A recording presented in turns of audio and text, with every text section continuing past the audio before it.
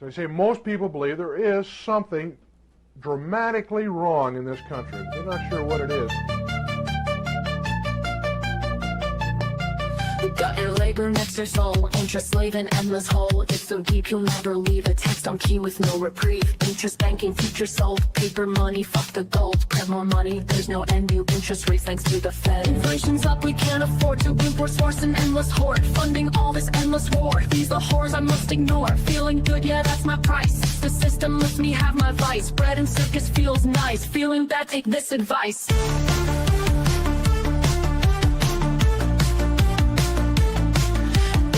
Just take this pill, watch TV, smoke weed and chill. Sportsball parties, man the grill. Watch some porn, drain your vril. Endless pleasure, wait until the lights go out, the lights are out. Holy fuck, the lights went out. The lights go out, the lights are out. Holy fuck, the lights went out.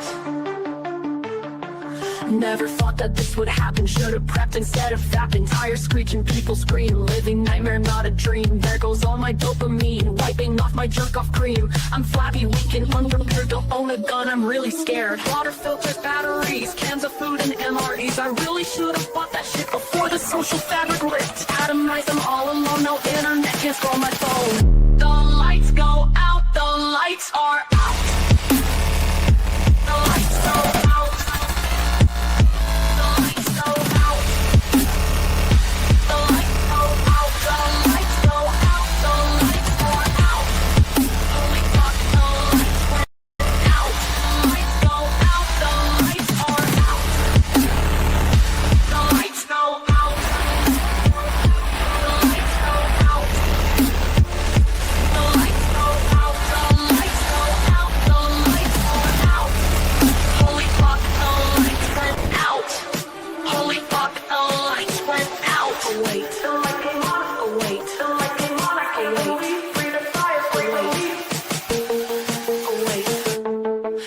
Came on, I can't believe. Breathe a sigh of great relief. Boy, I love modernity. Endless goon sesh, never leave.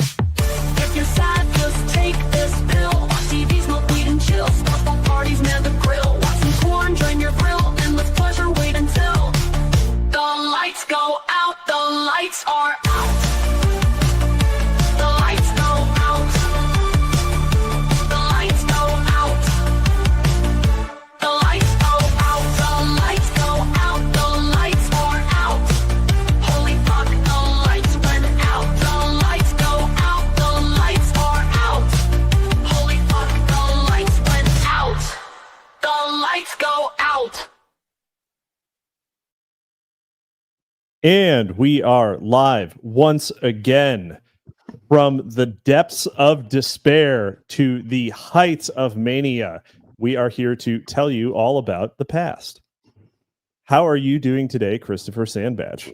I'm glad to see the backside of Gary, Larry, and Mo. Like one of the just to jump ahead of you and like really spill the beans for our many new listeners. We've gone and done something really strange, which is let the person who wrote the first book that we covered pick the third book that we covered, because the second one left our judgment a little technically the fourth book. I don't know how we want to count. That's true. Yeah. Technically, but it's like not really clear where the first one started, where the second one started. I think maybe this is the third book, and that theoretically third book was actually just DLC for the second book. Yeah, that's the way it works. Call It Conspiracy is DLC for None Dare Call It Conspiracy. The John Birch Society owes me a personal apology for that book. I'm glad that we're reading the primary sources. As luckily, students of history, we're reading the primary sources. Luckily, the John Birch Society follows both of us and is possibly even listening. So the John Birch Society has never followed me back. I am not mutuals with the John Birch Society. Really? And I've been trolling them about Gary whenever they Gary Allen post. I have quite a resume. I'm inexplicably mutuals with one of Wendy's subjects in the first book. So true. Yeah. Oh my God. So For as long as he's on this earth, who knows? So it's been a while since we've been here. We had to take a break to recover from 2 weeks. Yeah, we had to come back on Labor Day to represent management and capital on this the most Marxist of holidays. No, but it's worth pointing out. So in the intervening time, I've gone deep into the dark heart of America's center. And I was in the Beltway, where I was introduced to a phrase, parapolitics, which I was associated with. I was associated against my will. I was associated with this word. This word that I've heard several times, but I've never bothered to suss out. And I got associated verbally with parapolitics. Parapolitics is a word that I have come to feel is conspiracy theories, but ones that the left believes, so they don't want to call them conspiracy theories. None dare, the left daren't. They don't dare call it conspiracy. Yeah, they daren't. They dare not. But I spent a not insignificant chunk of my morning defending myself from the charges of parapolitics. And then you drop the book on me and it's literally parapolitics. It is literally parapolitics. So a little bit of background. This book is called The Spectacle of the False Flag, Parapolitics from JFK to Watergate. It is set up as a series of case studies: the assassination of John Fitzgerald Kennedy, the Gulf of Tonkin incident, and Watergate. So you can see how this might be a good follow-on to our somewhat tedious read of None Dare Call It Conspiracy, where we're covering the juiciest bits from the Marxist left. So this is written through the lens of the work of Guy Debord, and if you are not familiar with him, and I have not, I will admit right up front, have not actually read any. Well, actually, I guess it'd probably be Guy Debord. Have not actually read any Guy Debord, and but his book, his main book, that if you read him, I understand is the book you should read, is The Society of Spectacle. And it is written as a series of aphorisms. It's written like the Little Red. So I could do a little bit on this. I could do a little bit on this guy, just because I've been on this guy, huh? On this guy. He's associated. I heard you mention Guy, sir. I love. He is. Yeah, he's a Frenchman. He's one of those like Gio has actually sensed that we're talking about French theory and is like Patrick from SpongeBob. He's emerging from his rock. He's trying to hack into the stream right now. Yeah, exactly. And the board is this character who is just filthily associated with the politics, especially in Europe, of the French New Left, which, these are the people who did the 67 revolution and yada, yada, yada, and so on and so forth. And in particular, he's associated with a movement called Situationism. And he was a member of the Situationist International. And this is International. International, yes. So the centerpiece is this concept of the spectacle. Okay, is this idea that sort of the antecedents, genealogies, so on and so forth, of no work of art, and by work of art we could be referring to anything, actually matters. It's the medium. It's McLuhan's medium. It's whatever's carrying a signal. Yep. Well, one of the interesting things it does is that it tends to fly because from a spatial perspective, because this is actually stuff that I dick around with all the time. Spatially, what this has the effect of doing is flattening history entirely. Okay, so all of history is available at all times to serve the praxis of the political subject. And this principle, when applied to states, is where it's actually sort of almost a continuation of French decadence. And there's some code switching where you could go. This is one of those times where the horseshoe theory is kind of true, and you know these people they'll code switch back and forth, and they'll like appeal to the right sometimes and appeal to the left sometimes. But at base, we're like dealing with a theory On of that history point, on that Yeah. point, I should also mention if Yeah. you look at the screen right now, you will see the date on this book is 2015.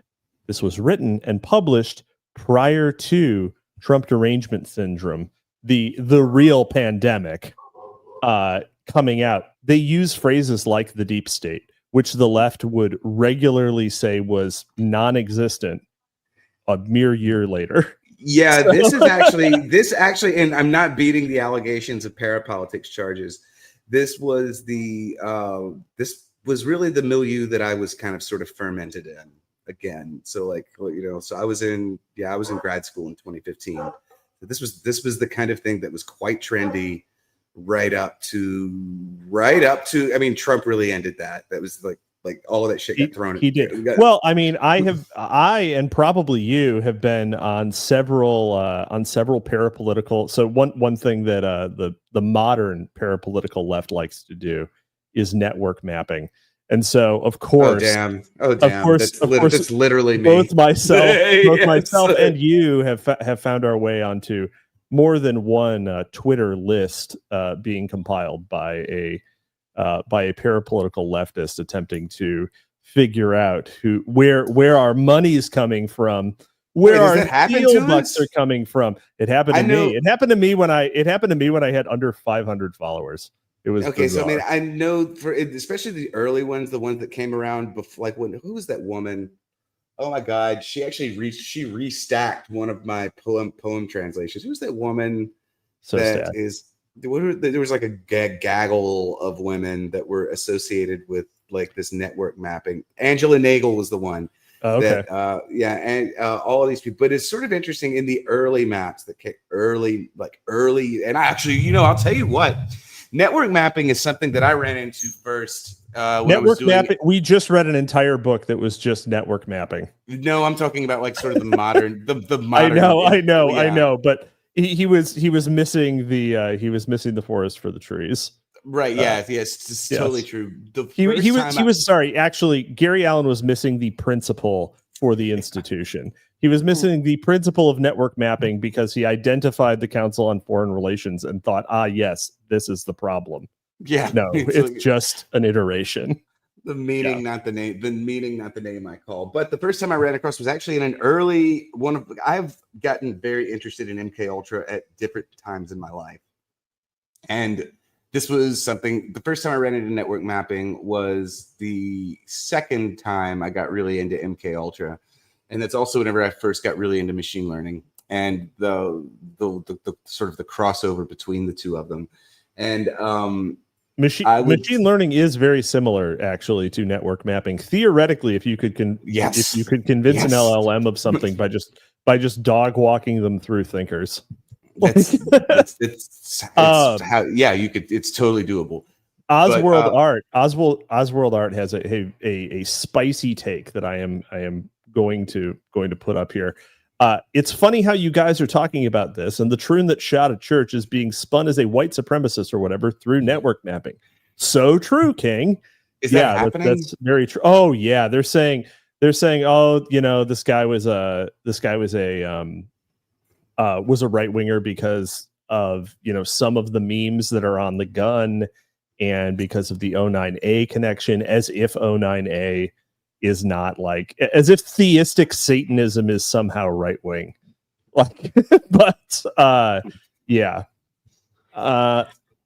Parapolitics. Anyway, that is actually a very similar that is a very similar thing to what we were going to be talking about in terms of spectacle, actually.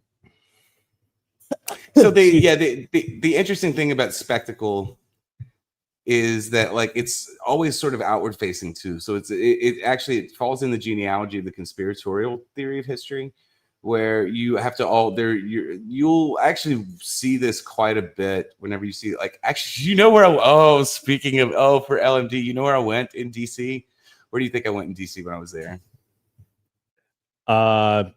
I'm not sure. I'm not sure. The I went to the Scottish Rite Cathedral. I went to the Comet place. Oh, you went to Comet Ping Pong?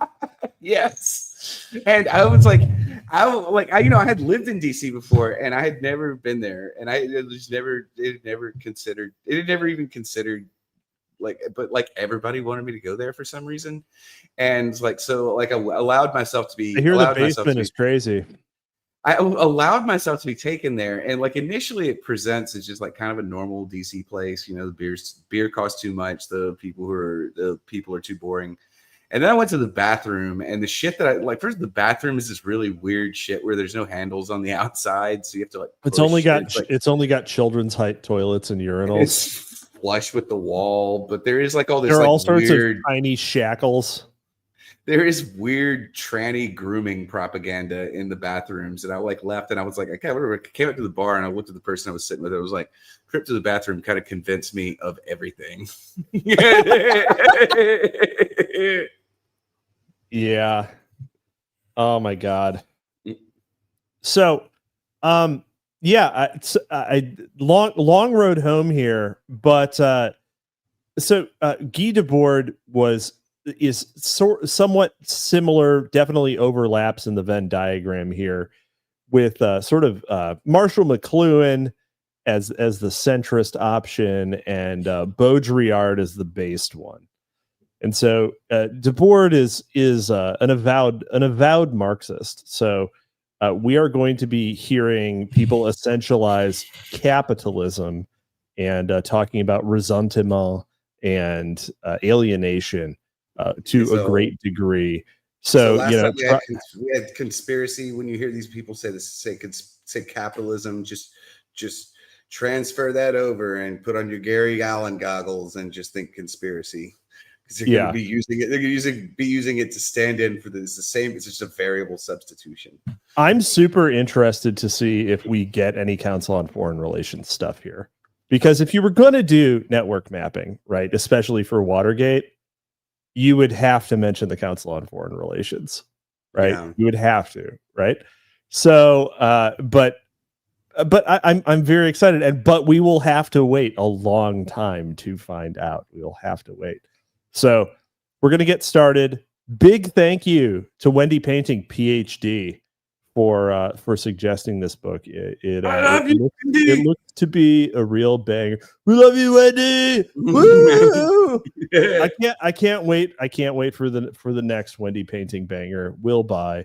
I will have it finely bound in the hide of a glowy, so that I can always find it at night. Yeah. All right. Let's see. The Spectacle of the False Flag, Parapolitics from JFK to Watergate. Let's see. Well, we are not going to read the editor's preface or the foreword. No, that looks boring as shit. Yeah. And I as someone who made it further than most did in academia, I can tell you I never read a single publisher's foreword. Hold on. I have just picked out here. Here's a quote from the foreword. So acrimoniously, in fact, that the Europe patronizing Brahmins, Rockefeller's trilateralist front, by way of situationist reversal, orchestrate the grand Watergate scandal to oust Nixon ignominiously from the White House. All right, so spoilers in the foreword. I'm so fucking glad we had this whole intro, because you all can now understand all of that. Yeah. Also, this is written in Academese, so this is a monograph. And monograph. Also monograph. Eric Wilson is in the faculty of law at Monash University, which is in Australia. There's so many weird overlaps between Australians and the Tookies Mag set. So it's good to get some like the Tookies Mag set stuff.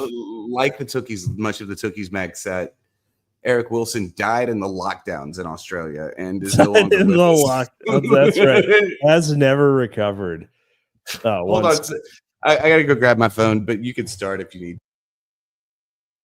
See, you left just as I needed to sneeze, and now I'm going to have to hold this in my nose like a angry bee. All right, let's see here. Dealey Plaza is symmetrical. Don DeLillo opening the book on a Don DeLillo quote is excellent juju. The feng shui is unbeatable here. Opening a book with a Don DeLillo quote. If I ever write a book, which I never shall, but if I do, I will open it with a Don DeLillo quote, whether or not it makes any goddamn sense. Right. I love, first of all, the fact that Capitalisimo understands himself as a reader and not as a writer. You don't run into that very often anymore. Every damn person in the world who reads also thinks they're a writer, and Capitalisimo is like, nope, I'm not ever writing a damn book. But I would also point out that I have never read a single word of Don DeLillo. You look at the fucking screen and you'll read 4. There we go. I got 4 now. You got 4. I got 4 Don DeLillo words, and I will say, Dealey Plaza is. You've also read 7 others in the title of the first book we covered. Oh, really? Aberration in the Heartland of the Real is a quote from Libra. This is also a quote from Libra, but yeah. Interesting. This is the one about I think T.R. Hudson was telling me one time to read it, but I have never read this. I have, however, been to Dealey Plaza, and let's get my vitals out of the way here so you can see the creepy glowy connections. I went to the same elementary school as Lee Harvey Oswald. And you went to a lot of them, so no, I went to 2 elementary schools, and the one I graduated. No. Lee Harvey Oswald went to a lot of them. I went to the one he graduated from, and the New Orleans connections surrounding the JFK conspiracy are startlingly close to me sometimes. Like, for instance, there is the Alton Ochsner and like the whole like CIA group that was like running out of New Orleans, running the things like the Bay of Pigs out of the New Orleans office. They also had a monkey lab research. They also had a monkey research lab that produced a very controversial murder in the 1960s that my friend's mother ran. So like wow. I am again startlingly proximal to the events that we're about to look at. Let's go on to the intro. Introduction. In the following pages, I do not attempt to supply any new evidence in support of or formulate any new theory or explanation of the 3 conspiratorial situations that I discuss, although I do provide what I feel to be the least implausible accounts of these events, self-consciously understood as conspiracies. This was not written by AI. This was published in 2015. So they would have been very, very ahead. I don't think they had the compute at the time. I also do not undertake a thorough discussion of the nature and function of what is often dismissively referred to as conspiracy theory within contemporary political and popular culture.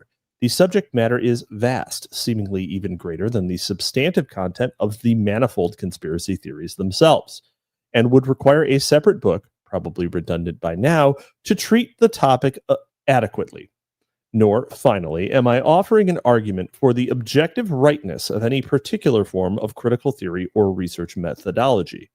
If my tone is at times polemical or didactic, this is simply the byproduct of the close reading that I am undertaking of certain historical fragments that have managed to reach the public domain using the lenses of one particular school of radical thought, Situationism.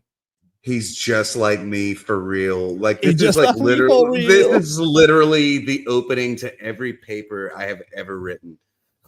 See, this is why I would never write a book, because I would never write that. I would never like Karl Marx. I believe that objectivity is impossible, and so 10 citations with different Marxists and frankly idealists. Philosophers like explaining exactly why I will not write an introduction in this tone, because I am not a faggot. Right? Yeah, exactly. I trust the reader to fill in the meaning of this book. In my case, it's like, I'm going to be saying a lot of shit that sounds fascist, But we're all adults here, aren't we? And we just have to learn to smoke each other's joints. You know what I'm saying? But I would also like to point out that one of the things that cracks me up about everyone, if democracy is real and valuable, then should not it also have the ability to extinguish itself with another system? Democracy dies in consensus. But the other thing is, my favorite thing in the world is that everyone except Gary Allen, when they're about to start talking about conspiracy, points out that that conspiracy is not necessarily what they're about to do. We put we have to put the scare quotes around conspiracy to let everybody know that we also are a sane adult in the room. And we're just like, we're over here doing. I spent a considerable portion of yesterday doing unironic Lysenko revisionism. So like, I'm like totally beyond the opening paragraph decrying conspiracy theory, you know? Yeah. My purpose here is much narrower and wholly consistent with my purpose elsewhere, to demonstrate the practical usefulness of a number of critical theorists to the discipline of radical criminology, whose work has, for whatever reason, been largely underappreciated by those in the field. He is a professor of criminology. He is a criminologist. So that is important to note that is actually his field. But he has written some wild ass stuff. Keep going. We might get into some of that later, but the subject of this monograph is the late writings of anyone who says monograph. We're deep in academies. Is the late writings of Guy Debord? Guy Debord, the late writings. The writings of the late. It's his final writings. All right. Oh, sure. The later period. The ostensible founder and moving spirit, or more precisely, the permanent general secretary of the more than normally anomalous form of French critical theory known as Situationism, which lasted as a formal movement from 1957 to 1972. Perhaps most accurately described as a neo-avant-gardist, crypto-dotist, anti-surrealist, direct political action group. Situationism, not surprisingly, fetishized the notion of the situation. One of the famous people from one of the reality TV show stars from the Jersey Shore. A philosophically elaborate and poetically reified hybrid of street theater and political combat wrapped in the body of a Guido. Our central purpose is me. Wait, he's literally me. Okay, now first of all, chat. I want chats in the chat. I want super chats needed. What is the position of Gary Wilson? Oh no, his name's not Garrick. It's Gary. It's not Gary, isn't it? What is the position of Eric Wilson on the age of consent? Is he for abolishing the age of consent? Oh my God! Right where it's at. Oh my God. It depends on the situation. Our central purpose is the construction of situations, that is, the concrete construction of temporary settings of life and their transformation into a higher passionate nature. We must develop intervention directed by the complicated factors of two great components in perpetual interaction: the material setting of life and the behaviors that it incites that overturn it. By the way, that is the same thing as as Jolyon West's state. Yes, that is the same thing as an induction state that you would specifically induce in a discrete subject via the method of DDD.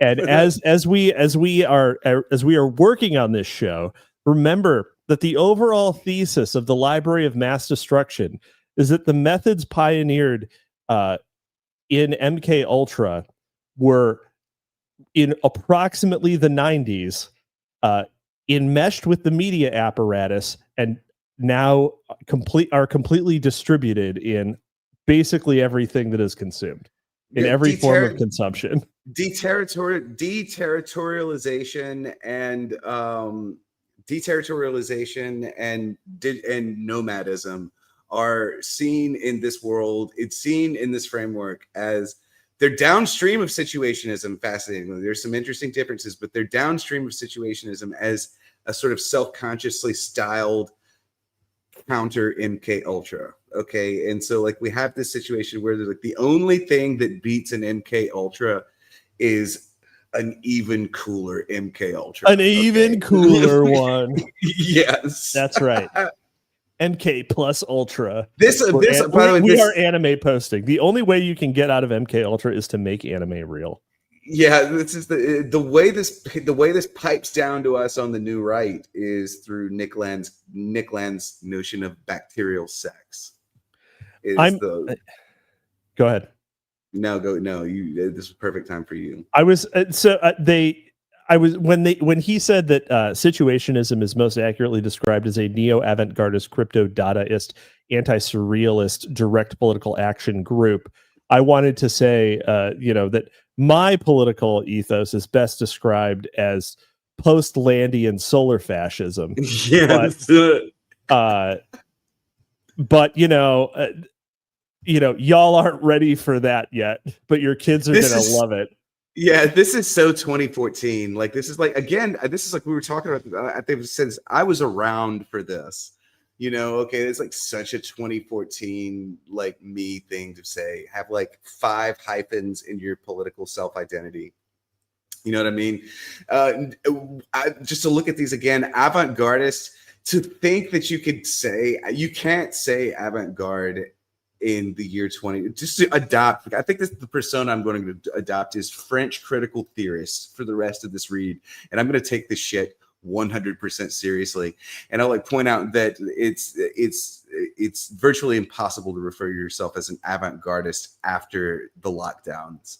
There is no more. This is like the Frankfurt School declaring that it's barbaric to write poetry after Auschwitz. To call yourself avant-gardist after the lockdowns is self-parody, dude. Also crypto dadaist. I mean, and if you're mapping the political spectrum here, the dadaists were fascists. Like they were fascists.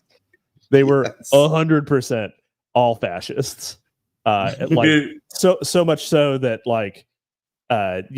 Marin, like the Italian arm literally became part of the fascist party. Right. And then wasn't Salvador Dali was with them until they started getting less fascist. And then he left Dadaist movements and said, it's because you're getting less fascist.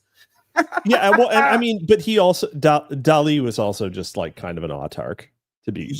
Exactly. Yeah. I mean, until he met Gala. And then I'm down with anti-surrealism. I'm down with anti-surrealism because I too despise surrealism. They're like, there's only Dali's religious work is great.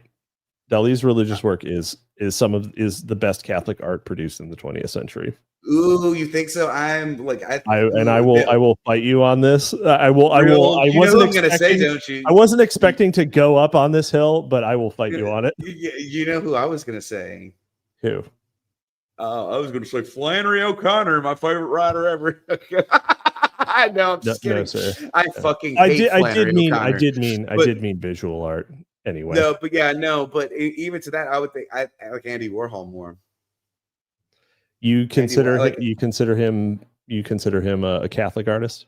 Absolutely. I can't think of anyone. The only artist that oozes Catholicism to me more than Andy Warhol of the last 40 years or so is actually the Suicide Boys, the mumble rap group. Wow. Okay. All right. Well, and slow reveal. The only reason that one seems more Catholic to me is because I graduated from high school with one of those dudes, and I know exactly how Catholic he is. So that's how Catholic I think of Andy Warhol as being. Wow.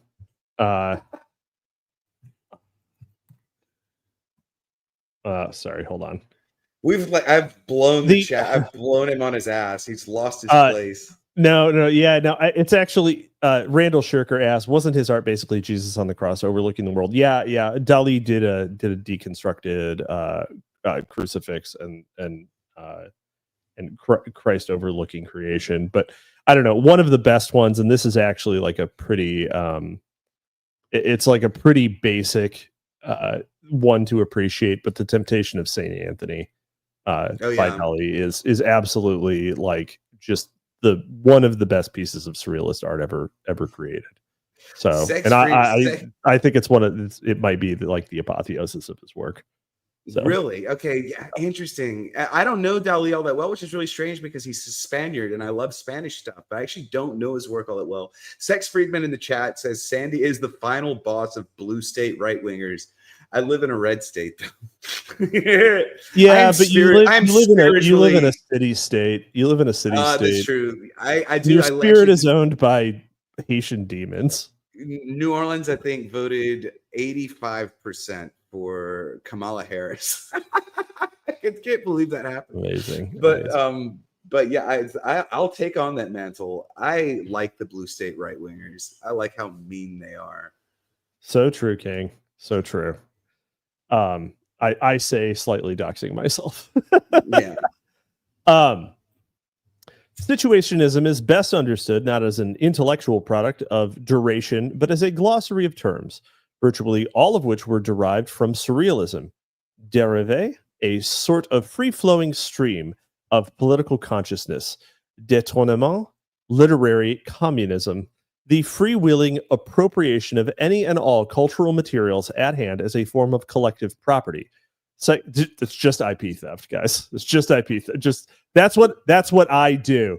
That's what I do every Wednesday on Drive Time Movie Night. I do détournement, the freewheeling appropriation of any and all cultural materials at hand as a form of collective property. That's what we do when we stream a full movie. Psychogeography, the study of specific effects of geographical environment, consciously organized or not, on the emotions and behavior of individuals.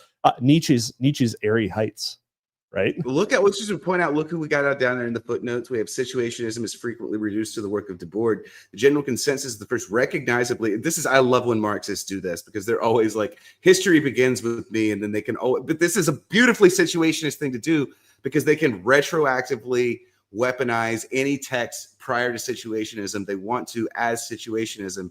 And it is, look at this, formulary for a new urbanism, which is one of the feeder bands into the contemporary new right. So there's another crossover, by the way. And also, I guess Salvador Dali, I guess everyone knows this damn painting. You know, people put it on their walls. I'm gonna have to look it up now and make sure it's the thing that I think it is. Dali's Last Supper. Yeah. Oh yeah. I love having his cookbook in my kitchen. There are remarkable holes in my knowledge, which like, oh no, okay, yeah,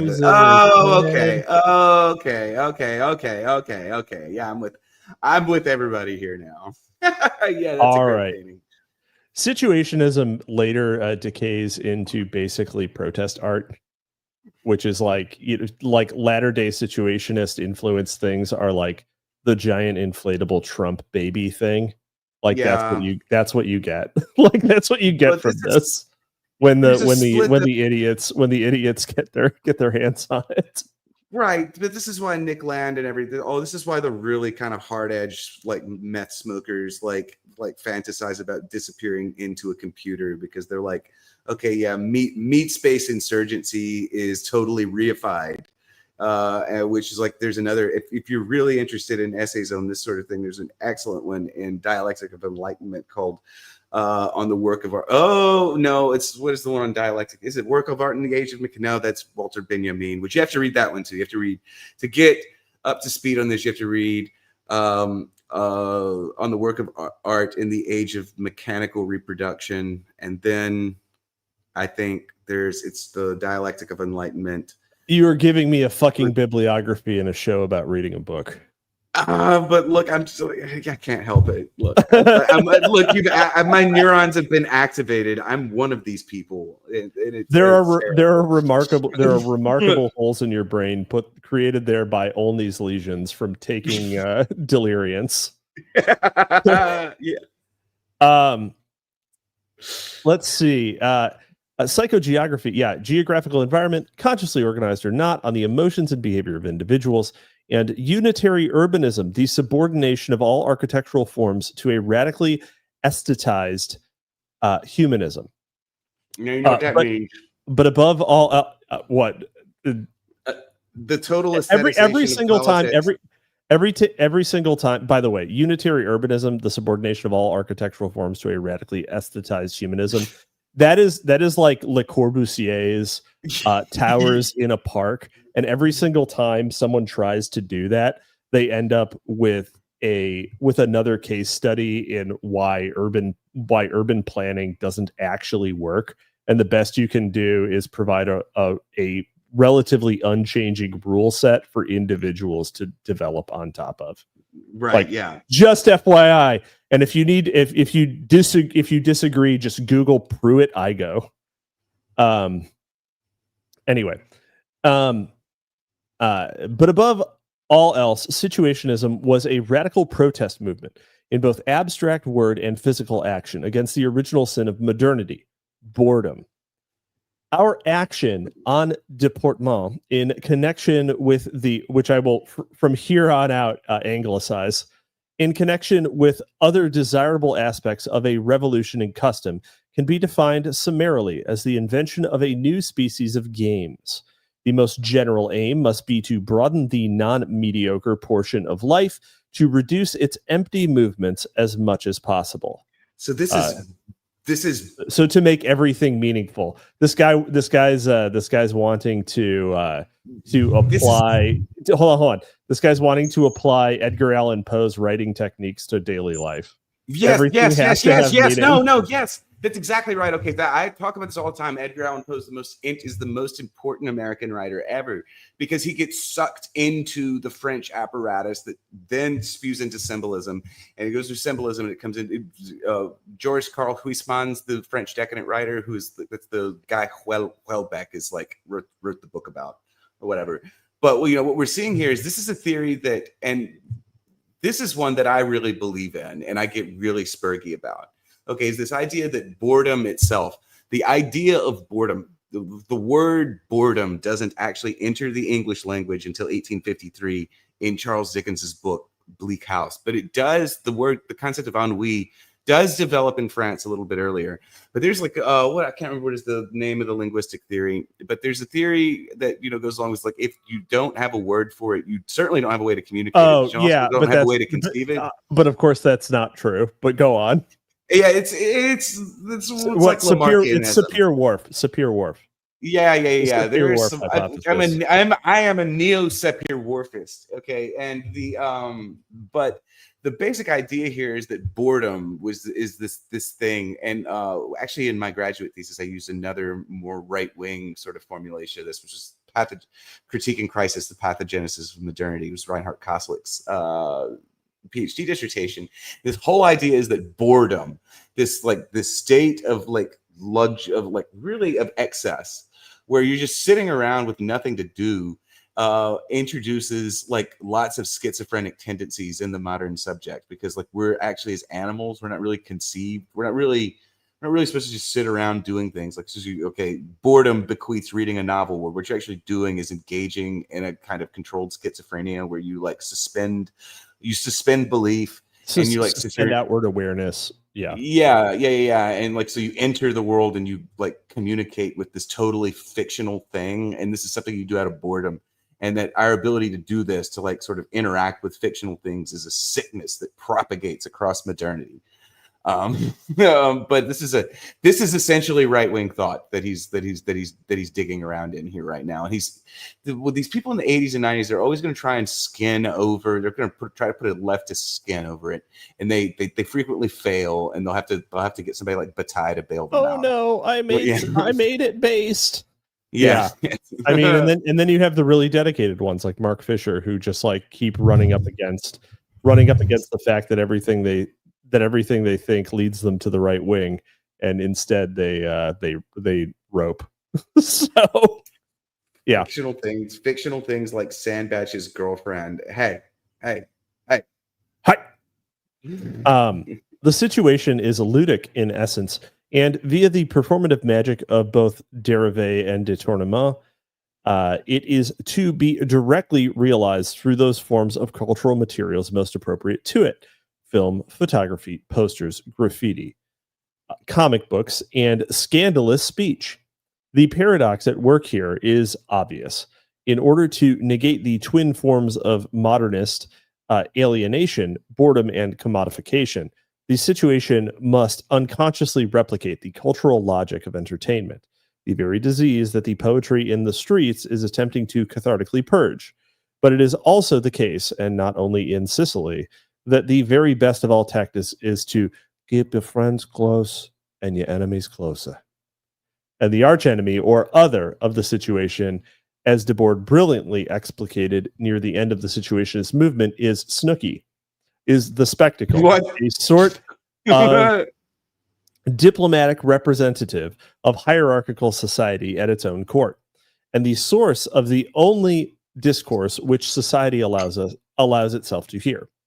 The spectacle is a congealing of the collective imagination of the masses, a totalitarian unification of the senses, the regimentation of the shutters of the eyes, as Kafka described the cinema, sanctioned directly by the state.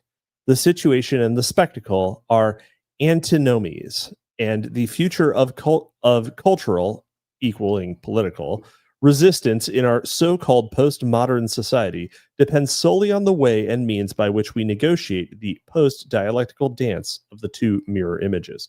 That is the spectacle and the situation. The moment-to-moment reality, the sort of gestalt reality of a given, like, specific, discrete locality and all of the media that it contains, and the spectacle, which is the overall environment of like the built environment, like other and all messaging.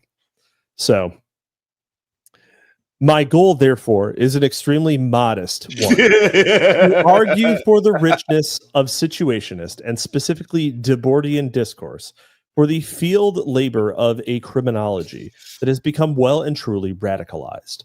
For if it is true that generalized secrecy stands behind the spectacle as the decisive complement of all that it displays, and in the last analysis as its most vital component, then who knows what criminological garden of delight lies just beyond our sight. Also, so he just said generalized secrecy stands behind the spectacle as the decisive complement of all that it displays, and in the last analysis as its most vital component. That could have been a Gary Allen quote, because the conspiracy of the insiders relies entirely on relies in secrecy for it to work, right? The point of giving your friends copies of None Dare Call It Conspiracy was to blow up their spot, basically, and make it impossible for them to easily do things in the shadows. Yeah, I told you this is like one of the worst. The things that really distinguishes us from the Wendy paintings and the Eric Wilsons is not even the age of consent stuff, which plenty of our guys probably agree with them on. It's the tendency they have to fall back on naive idealism or naive belief in democracy itself. Like, it is like not democracy itself is not in their list of variables. Wait, did you say that this is the difference between the right and the left? Yeah, it really is. Especially in 2014 and 2015, like, because again, we all both have baked into our assumptions somewhat that the idea of left and right are both reified, and that left and right are just labels that have just been sort of stuck onto things that, again, because of situationism, don't necessarily have any continuity with past iterations of left and right, and that it's like sort of this like endlessly reifying, endlessly self-adjusting sort of continuum in which, like, inside the theater of the spectacle of history. that the only, like, you have to sort of figure out what things do these people disagree on, and really the one that it became increasingly hollow over the course of this decade until like by 2017. You know, I mean, this is again if you track this alongside Nick Land's career, like this is also the period where they're trying desperately to let Nick Land back into the fold, and he won't because he's just totally given up on democracy. But like they will idolize democracy because it's foundational to their entire worldview. They cannot mark that down. It is a fixed variable, and our team is like, okay, maybe democracy is on the table. Maybe democracy. Yeah, is democracy necessary? Why would it be? Yeah. If I'm supposed to have a voice in society, and one of the things I want is not democracy, is that somehow an invalid option? Right? Yes. You've been thrown out of the Situationist International. None of the above. Also, so let's take a minute to appreciate the cover of Guy Debord's Society of the Spectacle. It's a legendary cover, by the way. It's a legendary cover. a nice pun on the cover as well. But look at this absolute unit here. Look at this fucking guy. Yeah. In 1983, this was comically fat. It's Jolly West. Oh my god, it's so close. It's so close. All right. EL says women lust after Sandy. I've seen it happen. I wonder who this is now. Like I don't know. Paint me like one of your French women. But based on EL's name, I think he must be Spanish.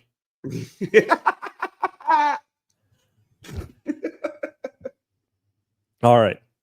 Parapolitics and chapter one of a number, Parapolitics and Spectacular Power. One more thing. Go back to the last page real quick. One time. Look at this. My goal, therefore, is an extremely modest one. If I'd been in, I busted out laughing, and had I been in the same room with him, I would have been like, bro, whatever, what you just did was a lot of things, but you did not just lay out an modesty ain't one. You were moving some big shit around there, bro. Oh, he's arguing for the richness of situationist and Debordian discourse in criminology. Right. He's like that's enough qualifiers on there to say but then he's arguing for it. He's not even going to say I'm going to succeed. He's just arguing for it. I have an extremely modest goal, and this is the way I used to read academic books, and I would do this in classes too. And this is probably why I made it as far as I did, because people laughed at me. But my goal is an extremely modest one: to introduce a criminological garden of delight that lies just beyond our sight. Wow. Again, modesty very short-lived there. Yes. My goal is a modest one: to overturn liberal democracy in favor of the thing that comes after. Yeah. All right. Parapolitics and Spectacular Power. The more important something is, the more it is hidden. Guy Debord. A widely underutilized source for the development of radical criminological theory is the work of the French post-surrealist and situationist philosopher Guy Debord.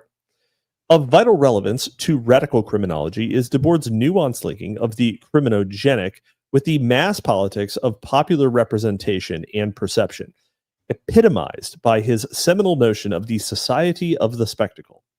The autocratic reign of the market economy, which had acceded to an irresponsible sovereignty, and the totality of new techniques of government which accompanied this reign.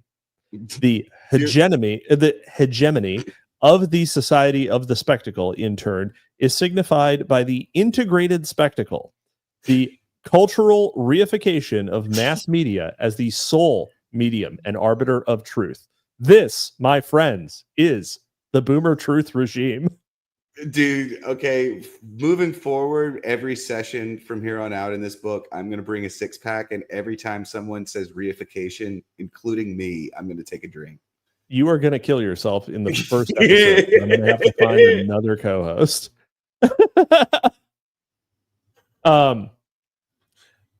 My poor clubs. My modest goal is dragging the Lord Christ out of heaven so that he can finally establish his kingdom on earth. Well, I have excellent news. You don't need to do anything. That will occur eventually. I got good news. The Lord is a coming. Rhea fried. We're gonna have some Rhea fried beans. That's EL's specialty, of course. This is the next drive-by truckers record. So the autocratic reign of the market economy. Okay, so you're naming a system. Oh, a system there he as an is. autocrat. There he is. There he is. There's Oh Gio. no, Gio! We summoned him. We summoned him by talking French theory. So we're so the autocratic reign. So we're reifying the market economy as a singular entity. All right, Landian, very Landian. We do a little idealism. This is We do a little idealism. So yeah, very very Landian to take a system and make it an actor. Let's see, and which is acceded to the irresponsible sovereignty and the totality of new techniques of government which accompanied this reign. I do not consent to this dictatorship of adjectives. What is an irresponsible sovereignty? Can a sovereignty be irresponsible? Oh, because it's yeah. So okay, good question. Like, can the sovereign be irresponsible, or is their act in fact definitionally just right? In the words of Curtis Yarvin, the sovereign is he who chooses the best Grateful Dead bootlegs. I think, but what he probably means by irresponsible sovereignty is that the market economy does not although actually, all right. So what I would think he means is that the irresponsible sovereignty is that the market economy does not care for the well-being of anyone, right? Yeah. Except that's an idealism of the market economy that the most ardent ANCAP would appreciate. Right. Okay. But right? no. So this guy's actually accepting the frame of his opponent by saying that the market economy has no inherent responsibility. The idea that it is somehow a neutral institution. Right. Well, this is the idea that the idealism is ascribing it agency. Which is really, this is when Land talks about de-anthropomorphizing everything. This is what he refers to as a true, he uses the libidinal materialism as a joke, but this is when Bataille is referring to Marxism itself as a disguised idealism. This is what he's talking about. It's this ability to call this, you can't call the sun irresponsible, the solar anus. It can't, sort of by definition, can't to moralize about it is impossible. Okay, which is what's ultimately being done here. You take the opposite perspective, the Landian perspective is that the market is, therefore it is. What it does is what it does, and you just have to sort of build that into your model of the world. Land also feels that the lofty powers are guiding capital. The capital is bringing something about. So. Yeah. Anyway, the hegemony of the society of the spectacle, in turn, is signified by the integrated spectacle, the cultural reification of mass media as the sole medium and arbiter of truth. So everyone refers to mass media in the time periods that we're discussing in this book. We're basically talking about Walter Cronkite being the voice of God. So. The whole life of those societies in which modern conditions of production prevail presents itself as an immense accumulation of spectacles, and all that once was directly lived has become mere representation. Yeah. So he was trying to do all that salad melts into air, but it just every Marxist this is a note on the aesthetics of Marxism, which is fascinating because as a group they tend to eschew aesthetics entirely, but they're totally bound. This is the problem with Marxism; it eats itself. They're bound up in aesthetics, and they're constantly all this like all this word salad they're spewing. They're all literally trying to sound like Karl Marx, and they all want their great mic drop, all that is solid melts into air moment, and that's what he went well for. again, the society of the spectacle is written in aphorisms, like it's a series of aphorisms. Yeah, it's not a book. It's not like written as a book. Yeah, it's a continuation of his earlier book, which is like something else spectacle. It's like a meditation on and continuation of his earlier book on the spectacle. As a result, the overall relationship between the social and the visual is governed by a radical functionality. If the spectacle understood in the limited sense of those mass media that are its most stultifying superficial manifestation seems at times to be invading society in the shape of a mere apparatus, it should be remembered that this apparatus has nothing neutral about it, and that it answers precisely to the needs of the spectacle's internal dynamics.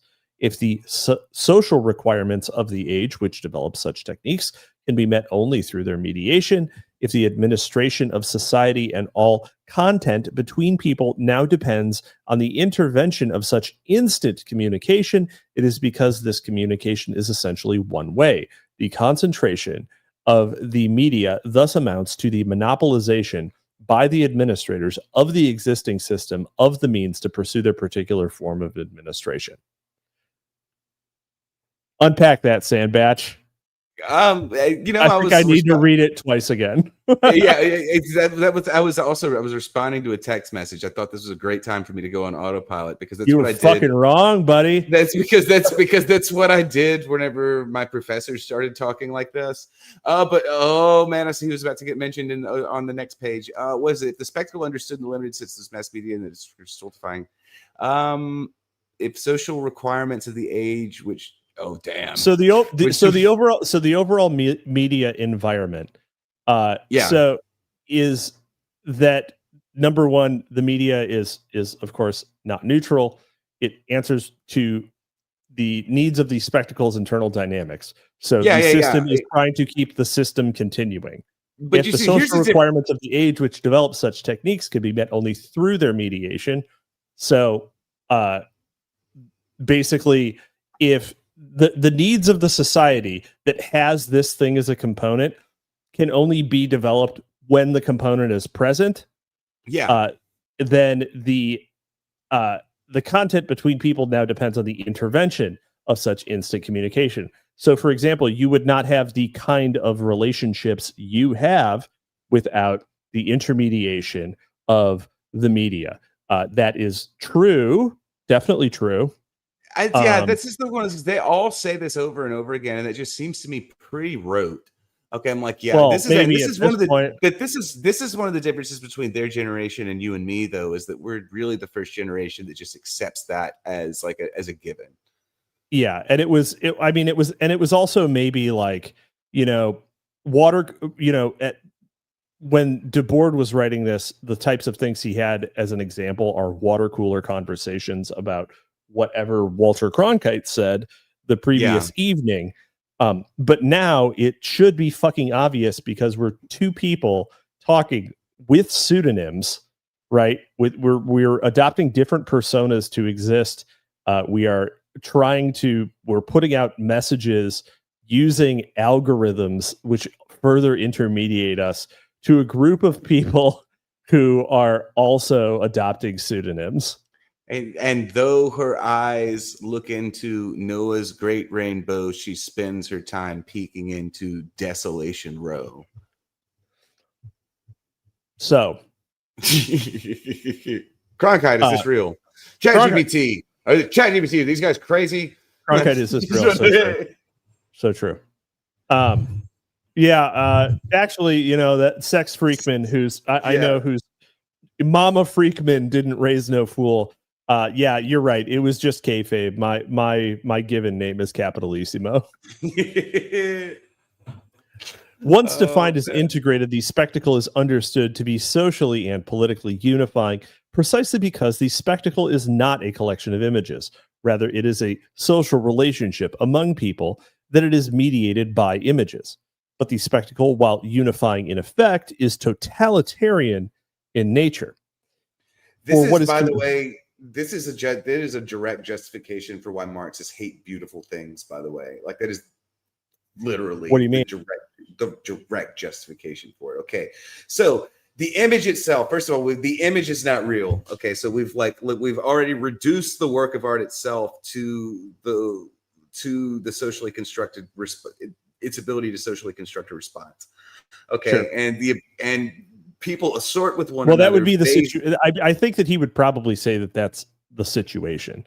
He is saying situation good, spectacle bad. So yeah, okay, well, yeah, but they're not. So I think actually this would be built into the assumptions of both of them. So the situation is situation versus spectacle, both a response to this underlying historical condition in Marxist terms. Okay, but like one of the things, again, this is why this interventionist art seems to be like it's like flinging fucking cat feces on shit in the on shit in the Louvre or whatever, or things like that. They're always or fucking pruning out, or like everything like intentional destruction of capitalist aesthetics. It's capitalism is the hegemonic ideology, that all of the things that capitalism constructs as beautiful to reify capitalism have to be interrupted. So the destruction of capitalist concepts of beauty. Okay. Yeah. Oh, so yeah. So anything that is considered of status or of value has to be interrupted. Yes. Yeah. Okay. Yes. Okay. Via. Yeah. Okay. Okay. That makes sense. Via praxis. Yeah. Praxis. But the spectacle, while unifying in effect, is totalitarian in nature. For what is communicated are orders, and with perfect harmony, those who give them are also those who tell us what they think of them. A virtually infinite number of supposed differences within the media thus serve to screen what is, in fact, the result of a spectacular convergence. This is just the Overton window. Pursued with remarkable tenacity. Just as the logic of the commodity reigns over capitalists' competing ambition, and the logic of war always dominates the frequent modifications in weaponry, so the harsh logic of the spectacle controls the abundant diversity of media extravagances. Yeah, so it's the Overton window. Like it is the control of discourse by controlling the the boundaries of discourse. I have to go. Yeah. Okay. Yeah. That's the narrative policing, etc. So on and so forth. Okay. Yeah. I'll go with that. But someone who thinks this would never say that democracy is on the table. Right. Yeah. So, which you'd think that this could lead you to that, and indeed it did for many people who were willing to let themselves go that direction. This is one of the reasons why I say that actually it's even contra conservatism. The right is actually characterized by its willingness to be transgressive. The left is remarkably actually unwilling to be transgressive. The right is always, and frequently you'll find the right in history, especially in French history, especially in European history, you find the right emergent from portions of the political left that suddenly encountered social niceties. And it's actually the right wingers who are a little bit more depraved and more willing to sort of take on social risk. That's just, that's a pattern. Man. I don't know, man. I feel like the left is pretty trans aggressive, especially after the latest shooting. Yeah, no, this is true. This is like, I mean, this is true. I don't have a framework to explain the last 5 years. So like, this is like my data set is out of whack right now as well. Well, I was talking to you and a third party about my theory of transsexuals. Oh, right. I think that they're a modern accident, basically. Yeah, no, I'm totally on board with you. But just like, I think that they're like, like anytime, even whenever you're doing like I have to make a chemistry reference. Anytime you're doing like any kind of like experiment, you'll see batteries, like, you know, the corrosion that appears on battery terminals, Sure. like actually frying everyone's like sort of natural ability to like form identities in harmony with themselves and then assort themselves along. There's like so much static being flung at people causes like a lot of corrosion to build up, and like trannies to me seem like that kind of corrode.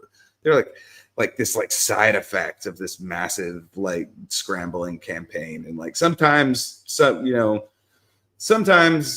people came to this weird conclusion that they were a totally different sex than they were before, and like, oh, what do you do with that, you know?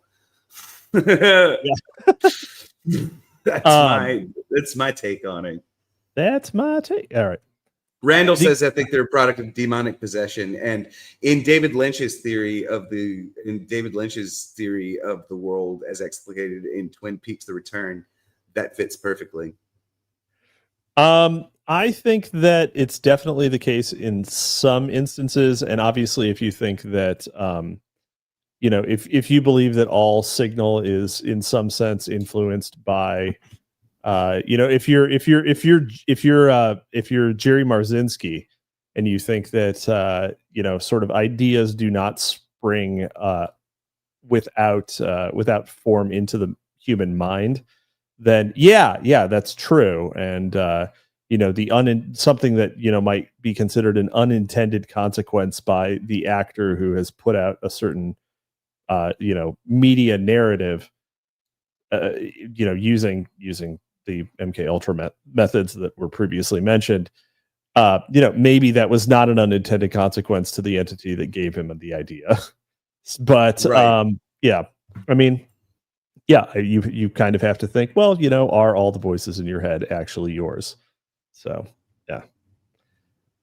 I guess we haven't read Jerry Marzinski on this show. It was on the original list of potentials when Hudson was co-host, but I don't think that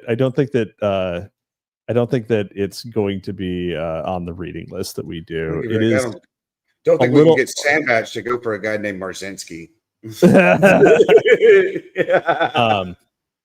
Anyway, but yeah, that Jerry Marzinski is a therapist who claims to have essentially cured schizophrenia in several subjects through a combination of cognitive behavioral therapy, which, you know, talk therapy, and literally engaging with the voices. So that's an interesting theory of. Oh man, oh, that's like. I mean, his theory is literally his theory is he doesn't go so far as to say they're demons, but he says, you know, we have a lot of folkloric explanations for this type of thing, including, you know, parasitic archons, and, you know, the demons that you would probably be familiar with, but what we don't have is a cure in conventional material psychology, and so it is completely reasonable to experiment with older and other methods. This is very Landian, where he says, you know, to like we have to learn to swim out into the schizophrenic waves. It's like, okay, the voices are telling us something. The first thing is believe that the voices are not hallucinations.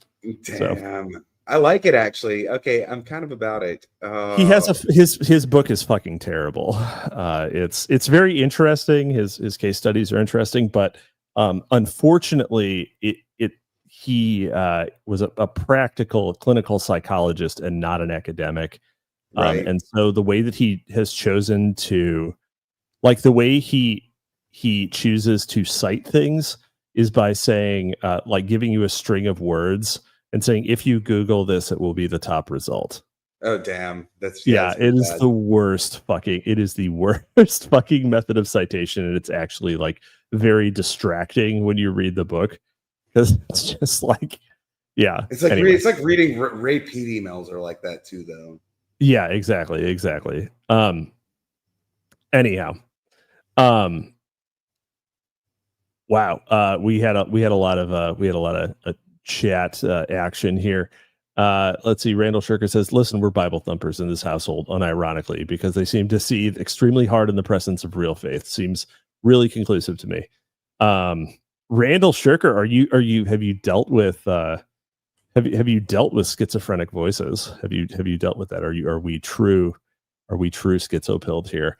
Man, I remember I once accused a schizophrenic woman of what she did. She was into astrology, and she like her like two. But I don't mean she's like beyond white girl astrology. She like astrology was her actual worldview, and alarming. Godspeed, Shirker. She could look at pretty much any chart and instantly read it. She worshipped Saturn. Okay, she was a schizo. She worshipped the planet Saturn. It's like, of course, if you're going to worship one of them, that's the wrong one. That's literally that's Satan. That's the worst one. Yeah, you decided to really step out and then pick the absolute worst one. It's like, yeah. Well, it's like, again, we were talking about 09A earlier, which, I mean, if we're talking about fucking ops, yeah. Confirmed Fed op, also Volpus also asked if actual theistic Satanism. What is a yent? What is a yentish? I don't know. I've only dated a Druish woman. Oh, okay, never mind. Yeah, no, she wasn't. She was Scottish and by ethnicity, actually, which is fucking. That's got its own set of issues. Fags So worship true. Uranus. Did I just get us a strike for that? Oh my God, 4 clubs. Jesus. Beautiful. Yenta is a character from Fiddler on the Roof who plays matchmaker. So, oh, right. Yeah. Anyhow. All right. Where are we? Okay. The cultural logic of the spectacle is identical with the transition of the political economy, now increasingly virtual in nature, towards a globalized form of what I have called cyber capitalism. Beautiful. Money robot. All right. We need dry ice. I don't know why we needed cyber on that one. He cites himself, Wilson, criminogenic cyber capitalism. Generally, his quote is generally. Cyber capitalism, and oh, look who's coming. The spectacle is capital accumulated to the point where it becomes image. And anticipating excavations of both Baudrillard and Paul Virilio on the para-covert effects of simulation upon public discourse, Debord openly postulates in the infinite transformational potential of the mass-mediated multiplication of the commodity form. The spectacle corresponds to the historical moment at which the commodity completes its colonization of social life. It is not just that the relationship to commodities is now plain to see. Commodities are now all there is to see. The world we see is the world of the commodity. With the advent of the second so-called industrial revolution, alienated consumption is added to alienated production as an inescapable duty of the masses. Okay, someone writes that and doesn't realize that the commodification of gender and sexuality has had incredibly deleterious effects on people, and that actually it's all bullshit, right? The intensive or internal colonization of social space by the late industrial capitalism having been completed by the end of the 1920s. So fucking false. Yeah. So fucking false. Every time someone declares the end of history, history just keeps going. Right. Like, yeah. No, but like, so as far as commodification goes, commodification has this issue, right? Commodification is the in my mind, so this concept where everything is broken down and made to be something you can choose, right? Choose among alternatives, right? That are ostensibly equally valid, or could be equally valid, but maybe wouldn't be the correct one for you specifically, right? Hold on. Yeah. Hold on. So my conception of religion, right, is basically a assumption that is unknown, an assumption you are making that is unknown. So it's your fuck. I'm blanking on the word. It's a prior that you don't know you hold. That is your true religion. And the idea that's ideology. That's ideology. Yes. And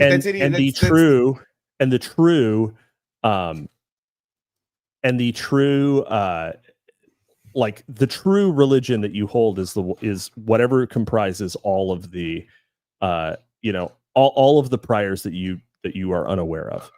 And the idea that you could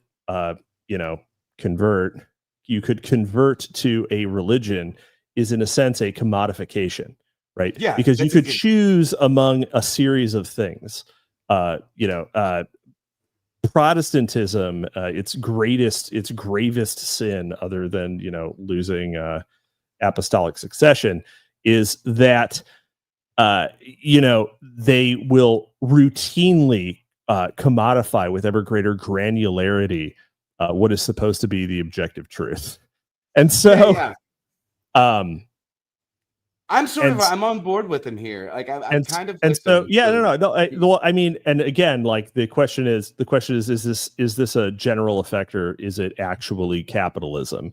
And like this is why it's good to read Marxists, because sometimes they have Marxist blinders on their interpretation, and they're revealing things that can be generally true, but are not necessarily a function of an economic system. Right. Also, just noticing that Prude and Dimes are covering futures past on the semantics of historical time, which is the book that I've been citing endlessly the whole time. We've got a Fast and Furious type theory cell race going on here. We're all going to get there. All right. The real ones listen to Do You Even Read with Dimes and Prude in the left ear at 2 times speed, and Library of Mass Destruction with Capitalisimo and Christopher Sandbatch in the right ear at 2 times speed. Yeah, with a white monster. This will get rid of the voices. This will get rid of the voices. The voices will be terrified. My goal in life is to become a possessing entity of demons. I will make the demon schizophrenic. He phrases that differently sometimes. Sometimes he says, my goal in life is to become an intrusive thought. And when he completed that entirely, he upped the ante. I did. I am now an intrusive thought. Thank you. The spectacle subjects living human beings to its will to the extent. The spectacle subjects living human beings to its will to the extent that the economy has brought them under its sway. For the spectacle is simply the economic realm developing for itself, at once a faithful mirror held up to the production of things, including events, and distorting objectification of the producers and actors. So we're getting it. I think he's getting into where false flags come from, when the spectacle requires the shadow in the lampshade. It's the shadow in the lampshade. Yeah. However, with the universalization of a digitalized or virtual neoliberalism as the integrated and integrating component of post-Cold War globalization, we witness a parallel technocratization of all forms of governance, both public, political, and private economic. The ubiquitous growth of secret societies and networks of influence answers the imperative demand of the new conditions for profitable management of economic affairs, at a time when the state holds a hegemonic role in the direction of production, and when demand for all commodities depends strictly on the centralization achieved by spectacular information and promotion, to which forms of distribution must also adapt.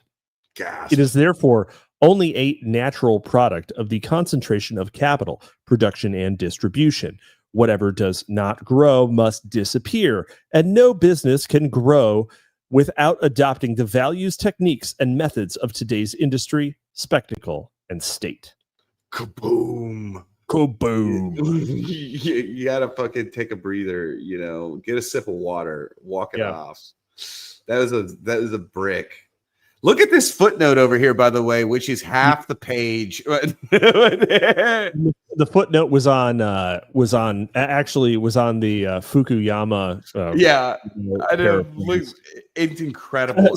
So when he says the intensive or internal colonization of social space by late industrial capitalism having been completed by the end of the 1920s, the footnote on that one is, although he is notoriously imprecise concerning the historical evolution of the spectacle, in his comments, Debord writes that the Society of the Spectacle had been in existence for barely 40 years when he first wrote about it in 1967. This would place its genesis sometime during the 1920s.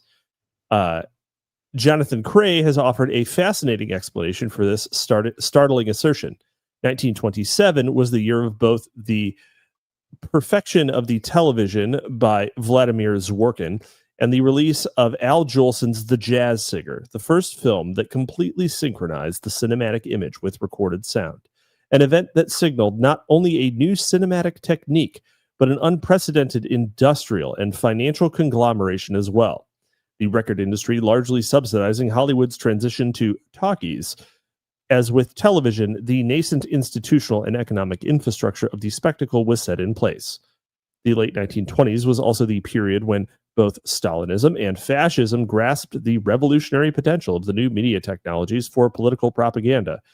Obviously, the West has never learned to use political propaganda. It's only been Stalinism and fascism. Yeah, if you take, well, it is true that the liberal West was overtaken, they got the fear put at them because as theoretically non-authoritarian, and this is really what's happened. So tie this back to None Dare Call It Conspiracy a little bit, but this is also why, this is like, I've talked about it, like if you look, these are people that have been uplifted into the New Deal state. But the New Deal state and like sort of what we'd call authoritarian democracy are in large measures accelerated liberal, and I've written about this on my Substack, they're accelerated liberal responses to the startling efficiency of communism and fascism. But I would also like to go ahead and point out that if you take that footnote we just read and you apply it to biology, it also perfectly describes the origin of the IQ shredder. It's the same mechanism that's just being played, the same template overlay that's being used, and also will be referred to frequently in a lot. It's like Schumpeter's Gale is the non-communist theorist that came to a similar conclusion. So Joseph Schumpeter, for you Austrian school losers. The effective collapse of media into spectacular power means quite simply that the spectacle's dominion has succeeded in raising a whole generation molded to its laws. Spectacular government, which now possesses all the means necessary to falsify the whole of production and perception, is the absolute master of memories, just as it is the unfettered master of plans, which will shape the most distant future. It reigns unchecked. It executes its summary judgments. Okay, so this was maybe fairly true at the time. That definitely reached its apotheosis circa 2001, right? That ability of a single signal to be put out. But yeah, you can see how, like, as legacy media fails, right? Where the people who are still cleaving to those methods are just completely out of touch and get clowned on repeatedly. Right. Like, in like to anyone who is outside of that particular spectacle, people who are beyond the spectacle, they're literally not watching. Right. But of course, hold on. So as an example, there were people who were surprised by Joseph Robinette Biden's performance in the presidential debate in 2024. There were people who were surprised. There were people who saw it and were shocked at his inability to string a sentence together and speak to his, adversary, President Trump. That might seem shocking to most people who would be listening to this show, because people who are very online were laughing and in somewhat gallows humor in many cases at the grotesque senility of Biden for years at that point, right? So it came as no surprise that it was a fucking shit show when he had to get on stage with one of the most energetic, talkative politicians of our lifetimes, right? And so have you noticed they're trying to do the same thing on him now, though? And that's the spectacle. Oh, they're trying to say that Trump is ill. Yeah, Trump is ill and senile, but it doesn't fucking work. Yeah, it's a spectacular version of the real thing, because there is no praxis whatsoever.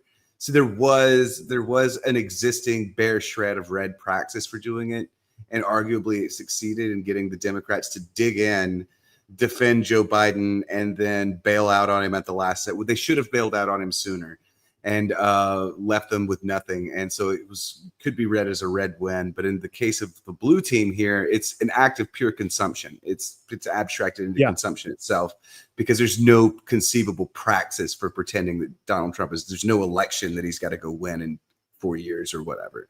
Right. It's literally just that I don't know. I think that they're so focused on this cult of personality that they think, I don't know, they think MAGA is only a cult of personality or something like that. Right. Well, they frequently don't understand. To a degree it is. I'm not sure that there's like an inheritor, right? There's no obvious candidate. Yeah, but that doesn't mean that doesn't mean the actual structures of power have more or less already locked in, and the right itself is not actually all that uncomfortable with the idea that Stephen Miller is running the country by using Donald Trump as an aged puppet, or that JD Vance steps in. These are not things. The Team Red's advantage for the last 10 years or so has been that it has paradoxically, without even having any real theory of deterritorialization, it has adapted itself to deterritorialized politics, which means it doesn't actually have as much vested interest in the spectacle. It's not as dependent on precedent, the way things are, so on and so forth. It's actually freer to move within sort of the political space than the left is right now. Right. Also, we don't have to, tiptoe around faggots. So yeah, the faggots that are on our side are okay with being called faggots typically. Yeah. So, let's see. The effective. Sorry, I already read that. The spectacle, therefore, is mediated through its primal political form, spectacular power, which, not all that coincidentally, is the historical moment by which we happen to be governed. And within this unbroken social procession of mediating images dwells the hegemony of the clandestine. At the root of the spectacle lies that oldest of all social divisions of labor, the specialization of power. And with this comes the operational hegemony of covert agency. Secrecy dominates this world, and first and foremost as the secret of dominion.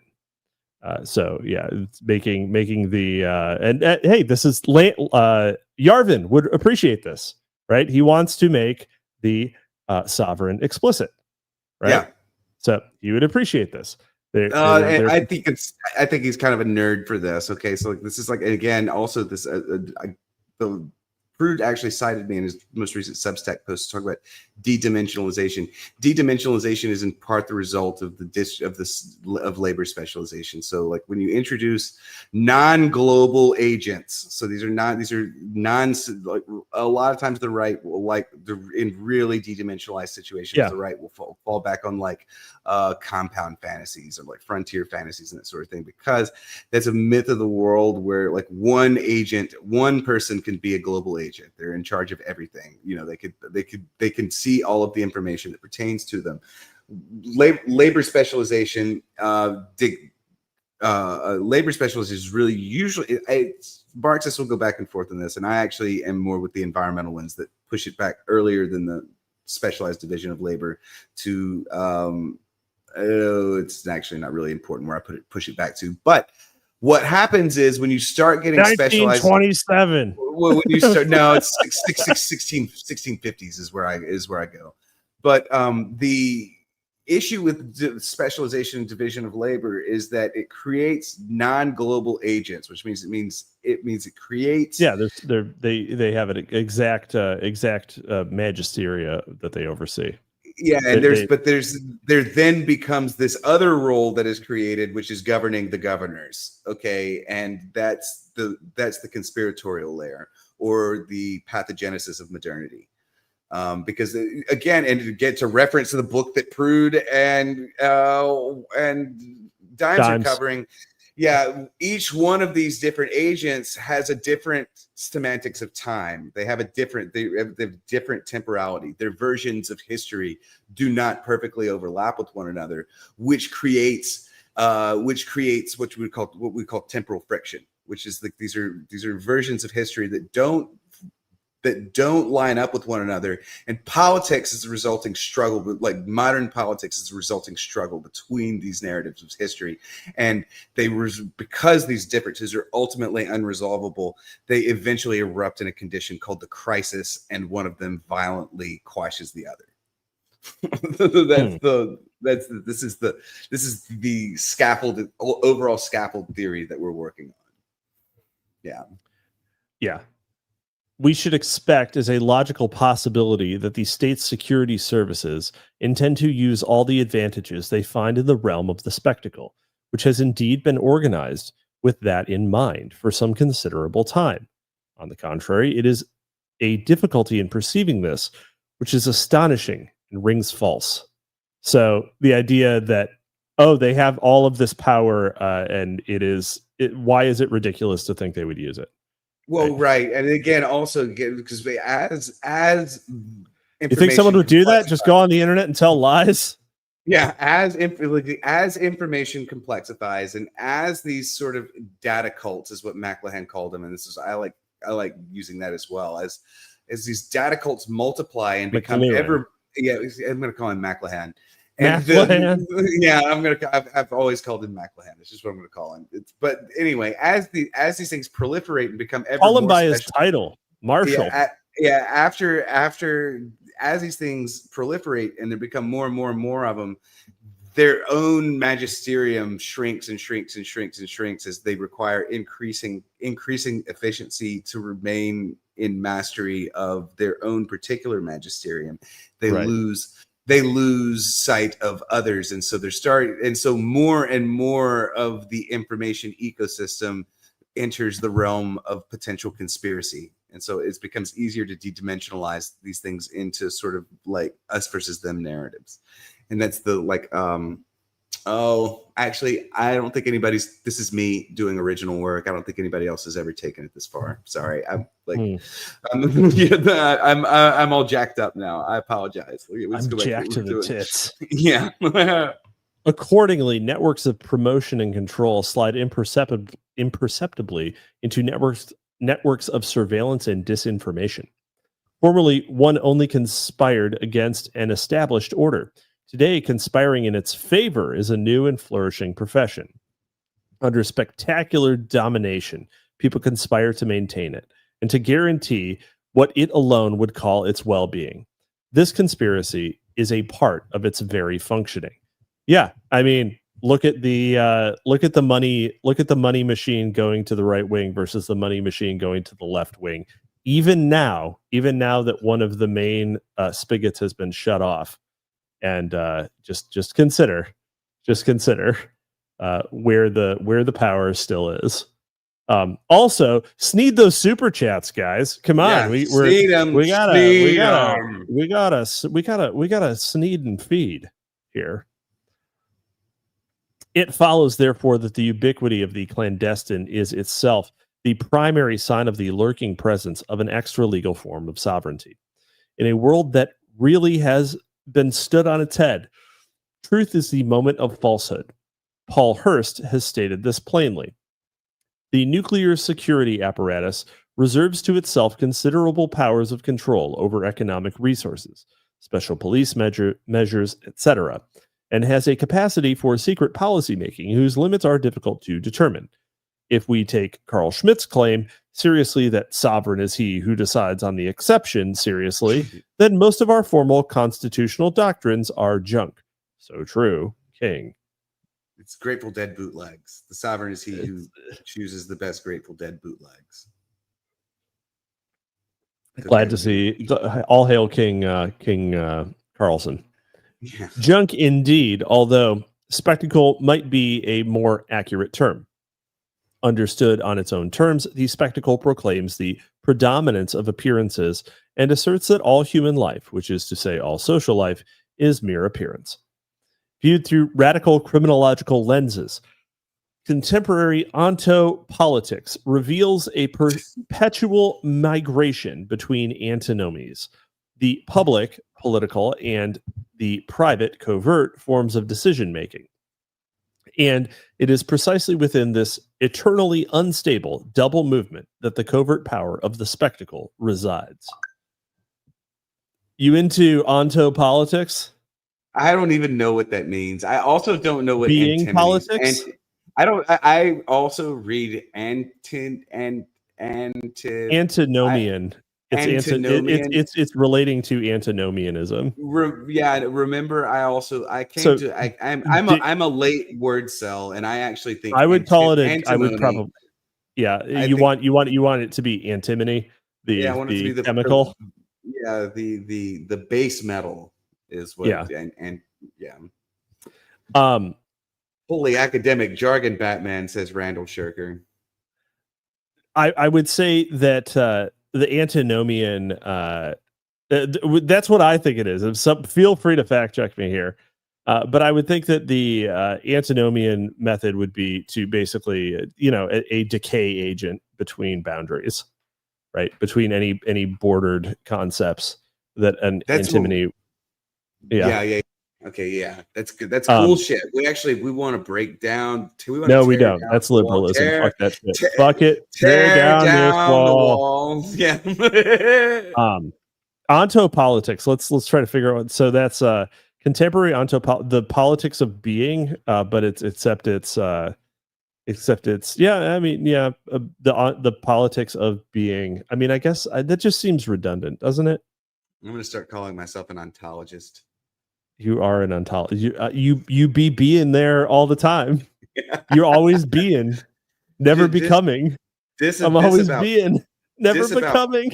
Becoming when you get that paper. I'm a becoming later.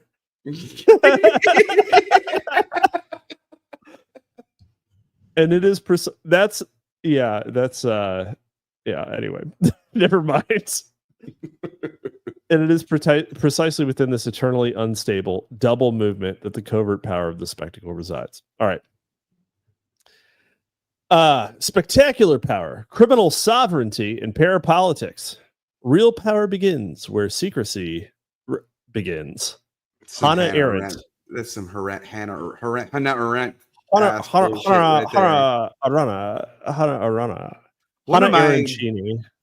of my best professors ever, who was secretly a right winger, was one of Hannah Arendt's last grad students. Which is kind of really cool.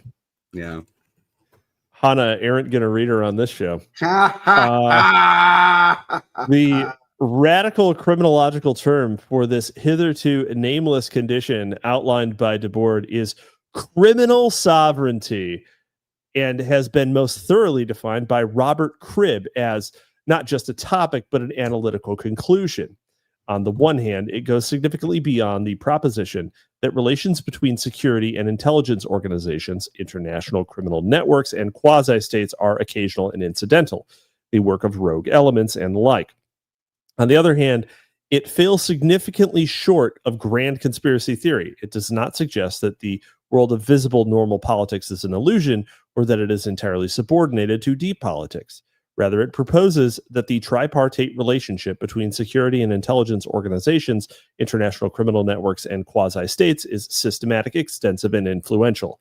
That seems self-evident, doesn't it? Doesn't it seem self-evident that, like, you are going to, if you are a sovereign of a nation, then your intelligence apparatus is going to be regularly engaging with cartels and terrorist organizations? Like, doesn't it seem like you need to be able to talk to them? And he's right on the cusp of when, like, that sort of thing just gets built into the, like, there were still plenty of people around at the time that actually, this is like indicative of the shift of the world, is that, like, how that has entered the baseline assumptions of people today, that Yeah. And like, but there are still today, they're all fucking crusty old Marxists, people who actually get scandalized by this. Yeah, I mean, like, you know, I mean, I guess there are still people who don't acknowledge that, like, Hamas was created by the state of Israel, right? Yeah, exactly. As to, like, disempower the PLO. Yeah, but yeah, I suppose there are, or that, you know, Hezbollah is actually, like, is kind of a de facto government in several areas, right? And so there's no such thing as a difference between the quote unquote terrorist and, you know, someone who literally works at whatever their analog of the DMV is. And so at what point does terrorism lose all meaning? Yeah. The multiple extrajudicial affinities between criminal sovereignty and spectacular power thoroughly subvert mainstream criminology's current preoccupation with models of good governance, transparency, and rule compliance as benchmarks of social and political normality. I guess the real losers here are the people who believe in international law. This is like literally black fist, white fist, like, and like the enemy is people who believe in international law. Yeah, it really is. Like, fuck you if you believe in international law. You are retarded. International law, there is exactly one international law, and it is war. That is the only thing that exists. The great world historical irony revealed by Debord is that the apparent regression of and if you say mass migration, I tell you that is war. That is also war. And if you mean the, like, non-acute examples of mass migration, I tell you that is domestic demand from subversive parties. But the only international law is war. Yeah, there's a big bit here too. So yeah, we gotta finish, gotta get all the way through this quote. Sorry. Yeah, the great world historical irony revealed by Debord is that the apparent regression of the state into more archaic forms of governance is actually the supreme sign of the advancement of those societies in which modern conditions of production prevail. It is precisely here that we can see the profound truth of the Sicilian mafia's maxim, so well appreciated throughout Italy. When you've got money and friends, you can laugh at the law.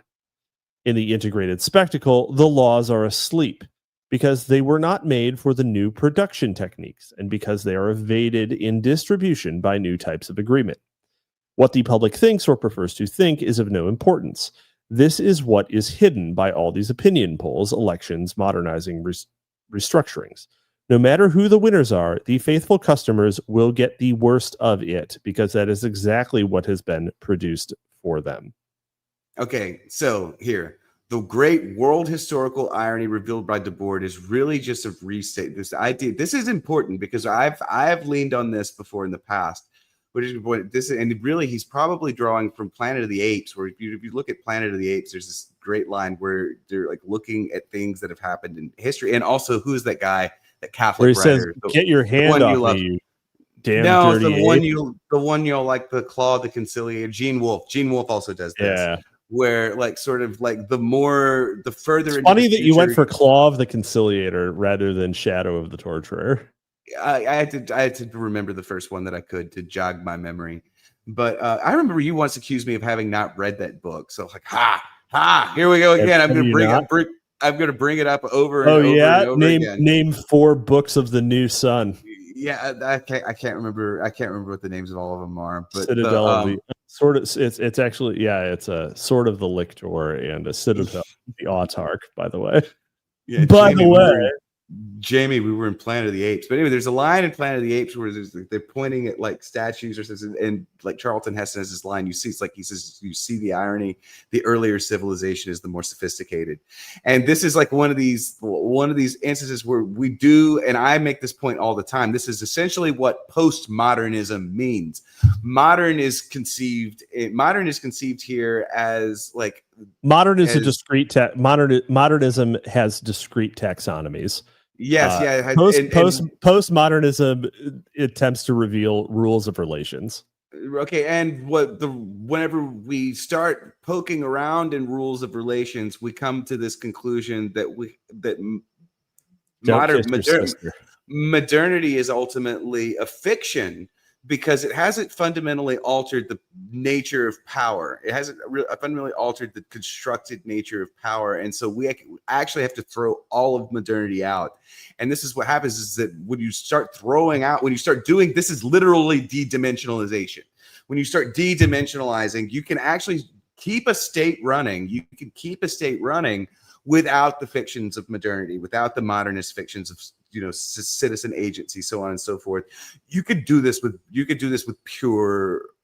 essentially pure power. So you can find what's going to be called, I'm trying to decide if this counts as an eigenvector. Yeah, what you're looking for is the eigenvector of the dimensions that constitute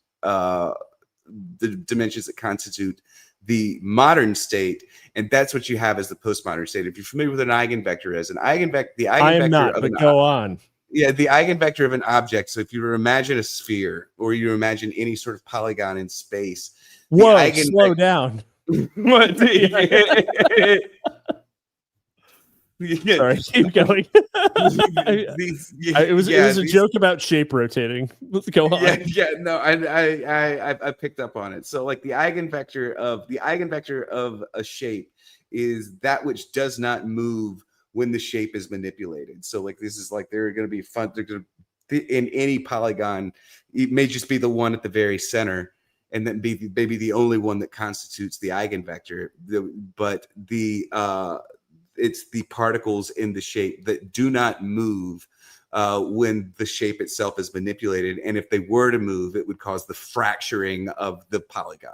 Okay. And then you've created several polygons. So this is what de-dimensionalization to the eigenvector of the state. And what this actually ends up doing is it looks like regression. From the outside, it's viewed as regression.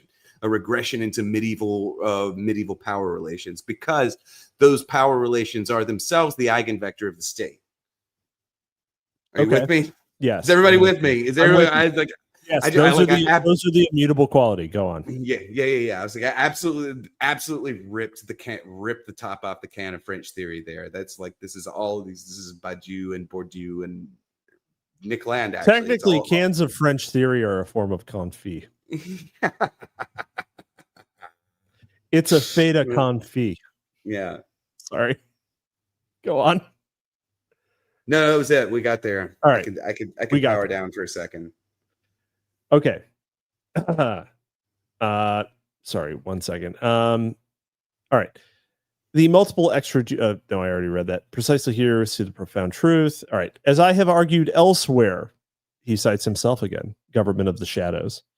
As I have argued elsewhere, any state that has been extra constitutionally reconstituted under criminal sovereignty, or in the alternative, has been socially and economically reduced to the pure functionality of the integrated spectacle, may be expected to exhibit the following 4 signs: Governance as a substitute for government, i.e., the collapse of the distinction between public state and civil society, resulting in an open-ended but clandestine privatization of the state. Duality, the iterable relationships between law and crime. Nomadicism, a chaotic proliferation of suprastatist, statist, and substatist entities, all of an indeterminate legal nature that regularly transverse established juropolitical boundaries. Sounds like agencies. Sounds like federal agencies, actually. It's literally what he's doing without saying it. Yeah. And the irrational, the invisible co-option of the public interest by the private actor. The public-private partnerships.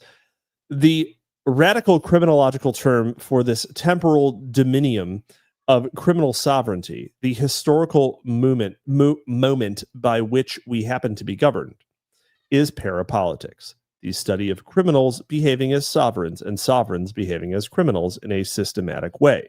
The task of parapolitics is a discipline to identify the dynamics of that relationship and to delimit precisely the influence that it has or does not have on public politics.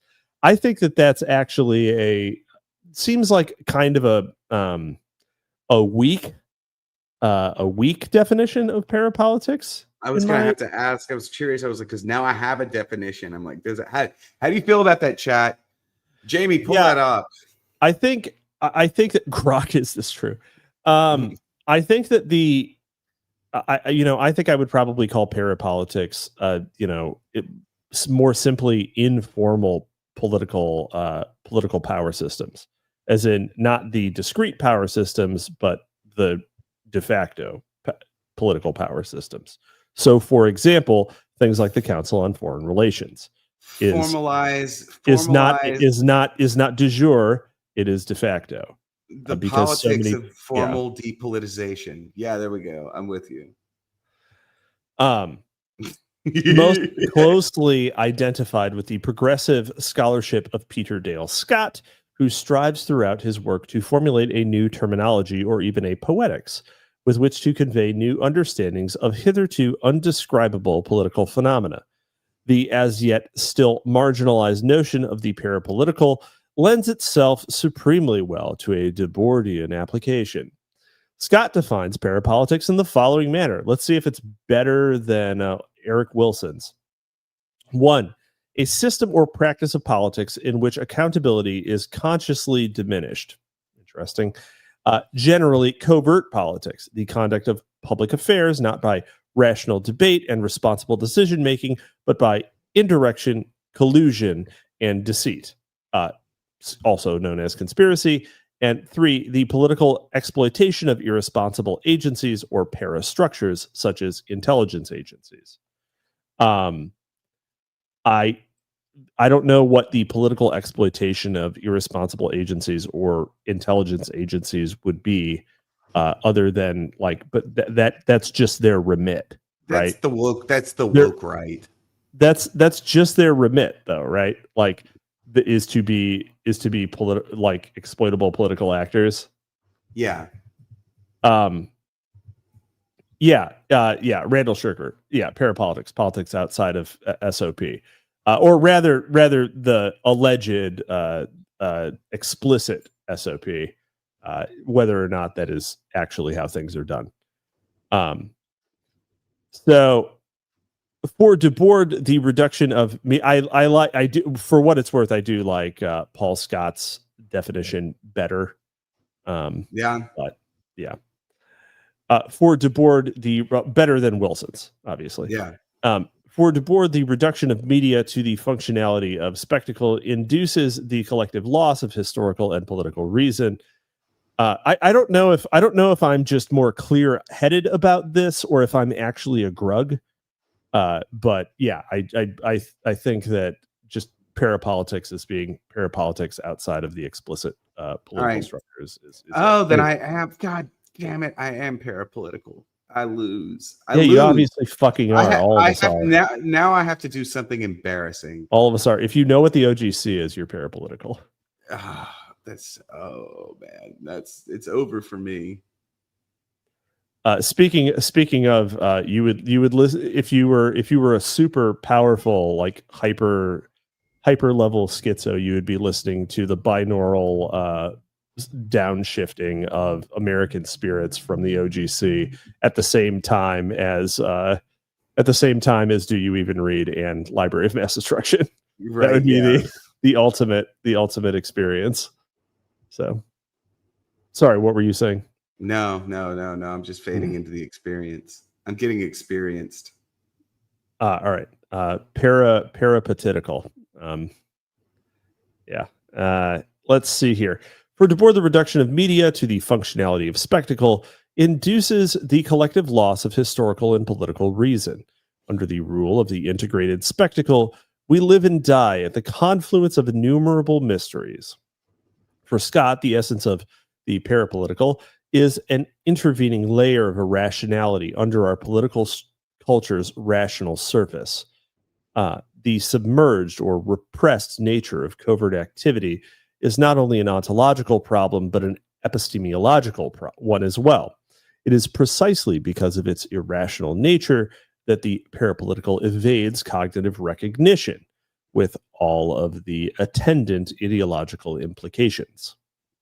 Just as politics as a field, political science, studies the overt politics of the public state. I have never met I mean, I did take some political science courses when I was in college, and I found them to be less rigorous than the average Twitter conversation. Yeah. I think I took one. I took one because I had to, and that was it. Because I was like, this is just. It's just Reddit. I'm in like 10 group chats that have better political science discussions on a regular basis than what I got in my formal education. So I almost said where I went to college. So woo! Yeah, but it was a good one, so I remembered not to. Let's see here.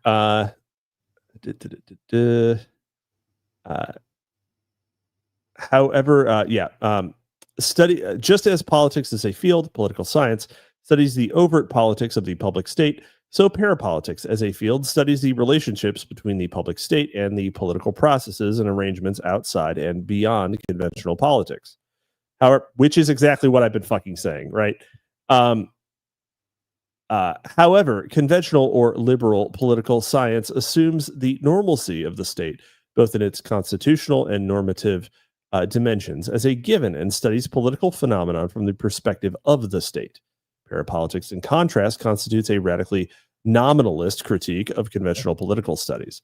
Parapolitics uses the varying levels of interaction between conventional states and quasi-statist entities as the basis for formulating an analytical perspective that privileges neither the state nor its alternatives as legitimate international actors. Although of no determinative political bias, parapolitics does foster a basic skepticism regarding the coherence of orthodox liberal understandings of the state. That is what we should have led with. We should have led with that, because that was clean. It took you a long ass time to get there. Yeah. Well, Eric. fuck you. Oh, Eric. I thought you meant me. Well, maybe I'm just on edge. I'm sorry. It's all right. As a result of the clandestine application of spectacular power. Wait, who the fuck wrote that? Hold on. Who wrote that? That quote was from Wilson. In Deconstructing the Shadows, he fucking wrote that. Why didn't he just lead with that? God damn it. This fucking guy. Paradefinitional. Why don't you lick my paranuts? Oh my God. As a result of the clandestine application, I am a grug, aren't I? I am. Yeah. As a result of the clandestine application of spectacular power, mainstream scholarship is rendered thoroughly oblivious to the operational presence of the parapolitical mechanisms of governance, collectively denoted as the deep state. We are able to say deep state because this is 2015. We can say that. EL, El says Spengler cites himself constantly in Hour of Decision. I am not upset that Wilson quoted himself. I am upset that he offered a different, worse definition of parapolitics and then quoted himself with the one that we have been putting forward through the rest of this section. That's what's annoying to me. That he went out of his way to write a worse one and then quoted himself with the most concise and complete one. How are you in the abstract on quoting yourself, on citing yourself? Was it you that was telling me? I'm normally against it. Somebody was telling me the other day they thought it was based. Okay, citing yourself, honestly, it's fucking stupid. You should be able to just copy and paste. But the reason why they do it is because it's considered self-plagiarism if you publish those words in a different context and then if you use them again, if you don't cite yourself. Right, because the corporate editor could be gypped out of their fair share of the fruits of the labor. So it's considered self-plagiarism, which is fucking retarded. It's a inherently stupid fucking concept. But that's what it is. That's why they do it that way. As a result of the clandestine application of spectacular power, mainstream scholarship is rendered thoroughly oblivious to the operational presence of the parapolitical mechanisms of governance, collectively denoted as the deep state. Liberal political science has been turned into an ideology of the deep state because undisputable evidence for the national security deep state is brushed away as pure fantasy or conspiracy. Thus, the problem with liberalism in political science and legal theory is not its ambition to defend the public sphere, political freedoms, and human rights, but rather its claim that these freedoms and rights define the Western political system. For Scott, parapolitical scholarship has enabled us to directly perceive two aspects of the deep state: the potentially larger condition of a shadow government or a state within a state is what we may call the deep state phenomenon. But there is also the more operational sense of the deep state connection, a hard-edged coalition of witting forces, including intelligence networks, official enforcement, illegal sanctioned violence, and an internationally connected drug mafia. It seems unreasonably tight to say it's just a drug mafia. There are all sorts of that's going to be that's very politically relevant for them. Now that I know more about what this parapolitics bullshit is, I've spent more time around these people IRL in the last 2 years than I realized I had, and they're all into cartel shit. They love cartel shit. I don't know why they love cartel shit, and I think it makes sense. I think on the whole, that's one of the best definitions. Because cartels have sort of like fought an accidental. So cartels are interesting because they, in many cases, have sort of accidentally become the de facto government for areas that they control. Like they actually provide services and things like that to the people who live there, in addition to like dramatic and unnecessary violence. But like it's like the US government wants there to be a liberal democracy with a constitution modeled on our own and like a clear series of power structures that also mirror our own. But they won't, but they won't just like talk to the fucking cartel and just like acknowledge the cartel as sovereign in, parts of Guatemala or what the fuck ever. Who cares? You know what I'm saying? Like any rational international actor would have acknowledged, like prior to Bukele, would have just acknowledged that the cartels ran El Salvador. This is why Marxists don't run anything anymore, because they live in fucking fantasy land. Yeah. Anyway. Let's see. Oh my God, Randall Shirker. Self-plagiarism is going to be my kill phrase / MK Ultra activation phrase. I swear. Yes. Oh man, if y'all want to play around with an MK Ultra prompt for AI, I'll post a link to it. I'll do it now actually, so I don't forget. Doing it now. If you'll remember, a long time ago, I did a prompt And yeah, I made a prompt and I for gave how myself to for how to DDD yourself. for how to DDD yourself. Yeah, and I have it updated. I have it uploaded somewhere. Yep, Yeah. there it is. Found it. We'll post. Share. It's super. You could totally set yourself up for a DDD scenario, like with by just using a dead man switch, like and giving your like use a dead man switch and like make it so that you have to perform some action that will require you to get no sleep before the deadline in order to complete. Right. Yeah. Or else the compromat goes out everywhere. And you'll just start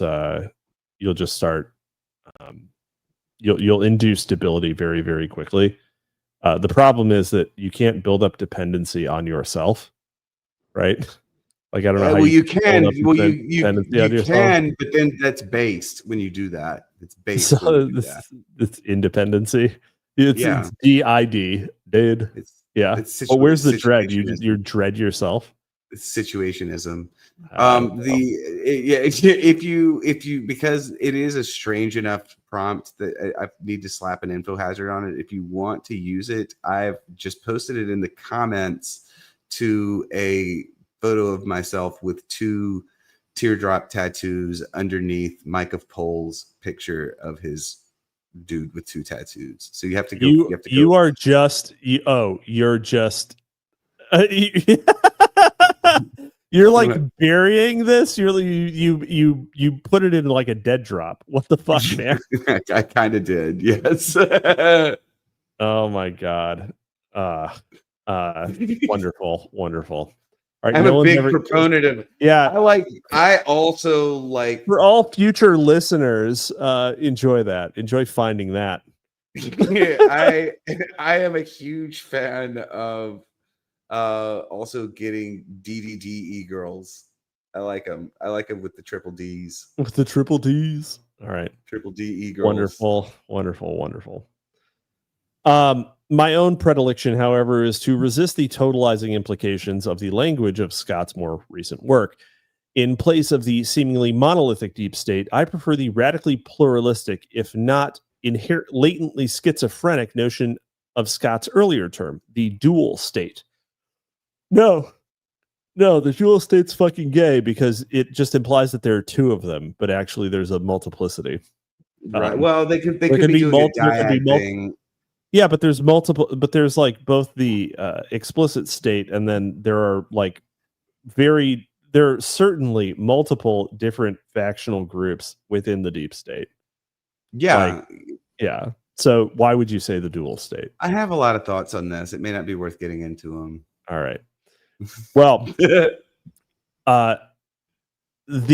actually, you know what? Let me read Scott's citation here on the larger on the statement that ends with drug mafia. He says, today, everything that has ever been labeled invisible government or shadow government can be considered parts of that machine. Not just the CIA and organized crime, but also such other non-accountable powers as the military-industrial complex, now the financial military-industrial complex, privatized military and intelligence contractors, public relations experts, and even Washington's most highly organized lobbyists. Yeah, sure. I mean, like all of that makes plenty of sense. I think that's pretty uncontroversial, right? Anyway, the dual state, a state which one can distinguish between a public state and a top-down deep state. The deep state emerges in a false flag violence, is organized by the military and intelligence apparatus, and involves their link to organized crime. Most states exhibit this duality, but to varying degrees. In America, the duality of the state has become more and more acute since World War II. World War II mentioned. Scott also says in the citation at the end of this particular quote, in turn, the dual state equates with a deep political system, which Scott defines as one which habitually resorts to decision-making and enforcement procedures outside as well as inside those publicly sanctioned by law and society. In popular terms, collusive secrecy and law breaking are part of how the deep political system works. Sure. All right. No problem. We could add malicious prosecution to that. We could add, manipulation of elections and primaries. We could add, using public events as prompts for messaging. We could even say, causing. You could put the wrong flag up. We could say international health scares. Yeah, you could actually even say it's like a pirate ship that lowers the flag of its country and raises some sort of false flag. Yes. Yeah. Yes. The dual nature or duality of the state signifies the suspension of political monism and the division of the residual state into a public domain and a quasi-private Now that he said monism, I have to go back and took the thing that I said we shouldn't unpack, we shouldn't get into. Okay, yeah. So the dual state posits a dyadic state, so it's the state and the anti-state. Okay, but the unraveling of the monistic, or like the inner state and the outer state. Yeah, but there could also be this is one thing that I don't know if these guys think of too often. And I think they do. Some of them do, and some of them don't. But the thing that's important to remember is there could be in any dimensional vector, any dimensional component of this vector represents not a monad, but also a dyad. So, if the vector embedding, if your eigenvector of the state is like 3 values, instead of having 3 values, what you have is 3 dyads, and you can complexify this vector because it's nearly endlessly, and you're just spinning up instances of dyads instead of having just one dyadic system. You could have multiple cotemporal. You can have multiple cotemporal dyads. Okay, and so like this is complexity can increase asymptotically. Huh. I can't believe he said it, so I had to do it. Okay. Yeah. I thought you were going to get into like Heraclitus or something. We got to log this book. We're going to be on this book for a while. The division of the residual state into a public domain and quasi-private parastate. Even more subversive is the potentially unlimited subdivision of the parastate into multifarious and competing clandestine groupings. Exactly what I just fucking said, and why dual state is fucking stupid. The duality of the state correlates precisely with the spectacular power, and any state under the aegis of the integrated spectacle suffers an absolute loss of ontopolitical meaning by that fact alone. I am having real fucking problems with ontopolitical. I am. Oh, maybe it's the state of being of the politics, like what the nature of the politics is. That's probably what he means. That's what he means. So it is that thousands of I'm the Grug. I'm going to live with this. So it is that thousands of plots in favor of the established order tangle and clash almost everywhere, as the overlap of secret networks and secret issues or activities grows ever more dense, along with their rapid integration into every sector of economics, politics, and culture. In all areas of social life, the degree of intermingling in surveillance, disinformation, and security activities gets greater and greater. The plot, having thickened to the point where it is almost out in the open, man, I know what that's like when the pants get too tight. Each part of it now starts to interfere with or worry the others. I know what that's like. Every time For all these professional conspirators are spying on each other without really knowing why, are colliding by chance, yet not identifying each other with any certainty.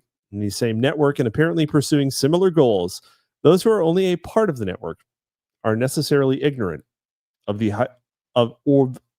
hypotheses and conclusions of the other parts, and above all, of their controlling nucleus. So too many parts. Left hand does not know what the right hand is doing, or the other left hand, or the other right hand, or the other left hand, etc.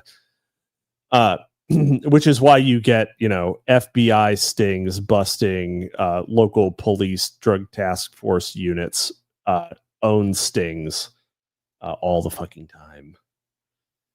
But the truly vital connective thread between DeBoard and Scott lies within their respective meditations upon the primacy of the clandestine manipulation of public perception and social discourse for the domination of the politically irrational.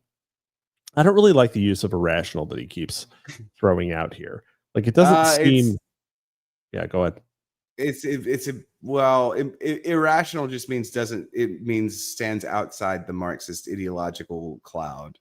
That's what it means. I mean, he seems to just be using irrational as outside of the, like, as a shorthand for actions of the deep state, right? Like, it just seems like he's using irrational in that way, which is not like, which is uninformative to the point of being actively misleading. Like, we shouldn't assume that these are irrational. Like, we should just assume that they have different goals. You should always just assume that something is serving goals, right? Until you have evidence of a mistake. Anyway. Let's see. Of the public perception, social discourse, and the domination of the politically irrational. For Scott, no less than for DeBoard, a state-managed form of universal cognitive dissonance constitutes the highest form of parapolitical governance. In Scott's terminology, the mass production and consumption of deep events that are systematically ignored, suppressed, or falsified in public, and even internal government, military, and intelligence documents, as well as in the mainstream media and public consciousness. Like DeBoard, Scott. So deep events are events that are systematically ignored, suppressed, or falsified in public, and even internal government, military, and internal and intelligence documents, as well as in the mainstream media and public consciousness. Okay, so secret events, things that occurred that are not widely known and that do not get acknowledged all the time. So I don't know. Recent example, probably the lab leak theory. It's probably an easy one, right? Yeah. Or the Steele dossier being fabricated. Steele dossier, right? Like that's one. Those are easy ones, and I don't think they would necessarily qualify as deep events any longer. But yeah. Let's see. Military. Okay. In public and even in internal government, military, and intelligence documents, as well as in the mainstream media and public consciousness. Like DeBoard, Scott has conceived of modern civilization as a great conspiracy of organized denial, the creation of a partially illusory mental state in which unpleasant facts, such as that all Western empires have been established through major atrocities, are conveniently suppressed. Now we have a Marxist.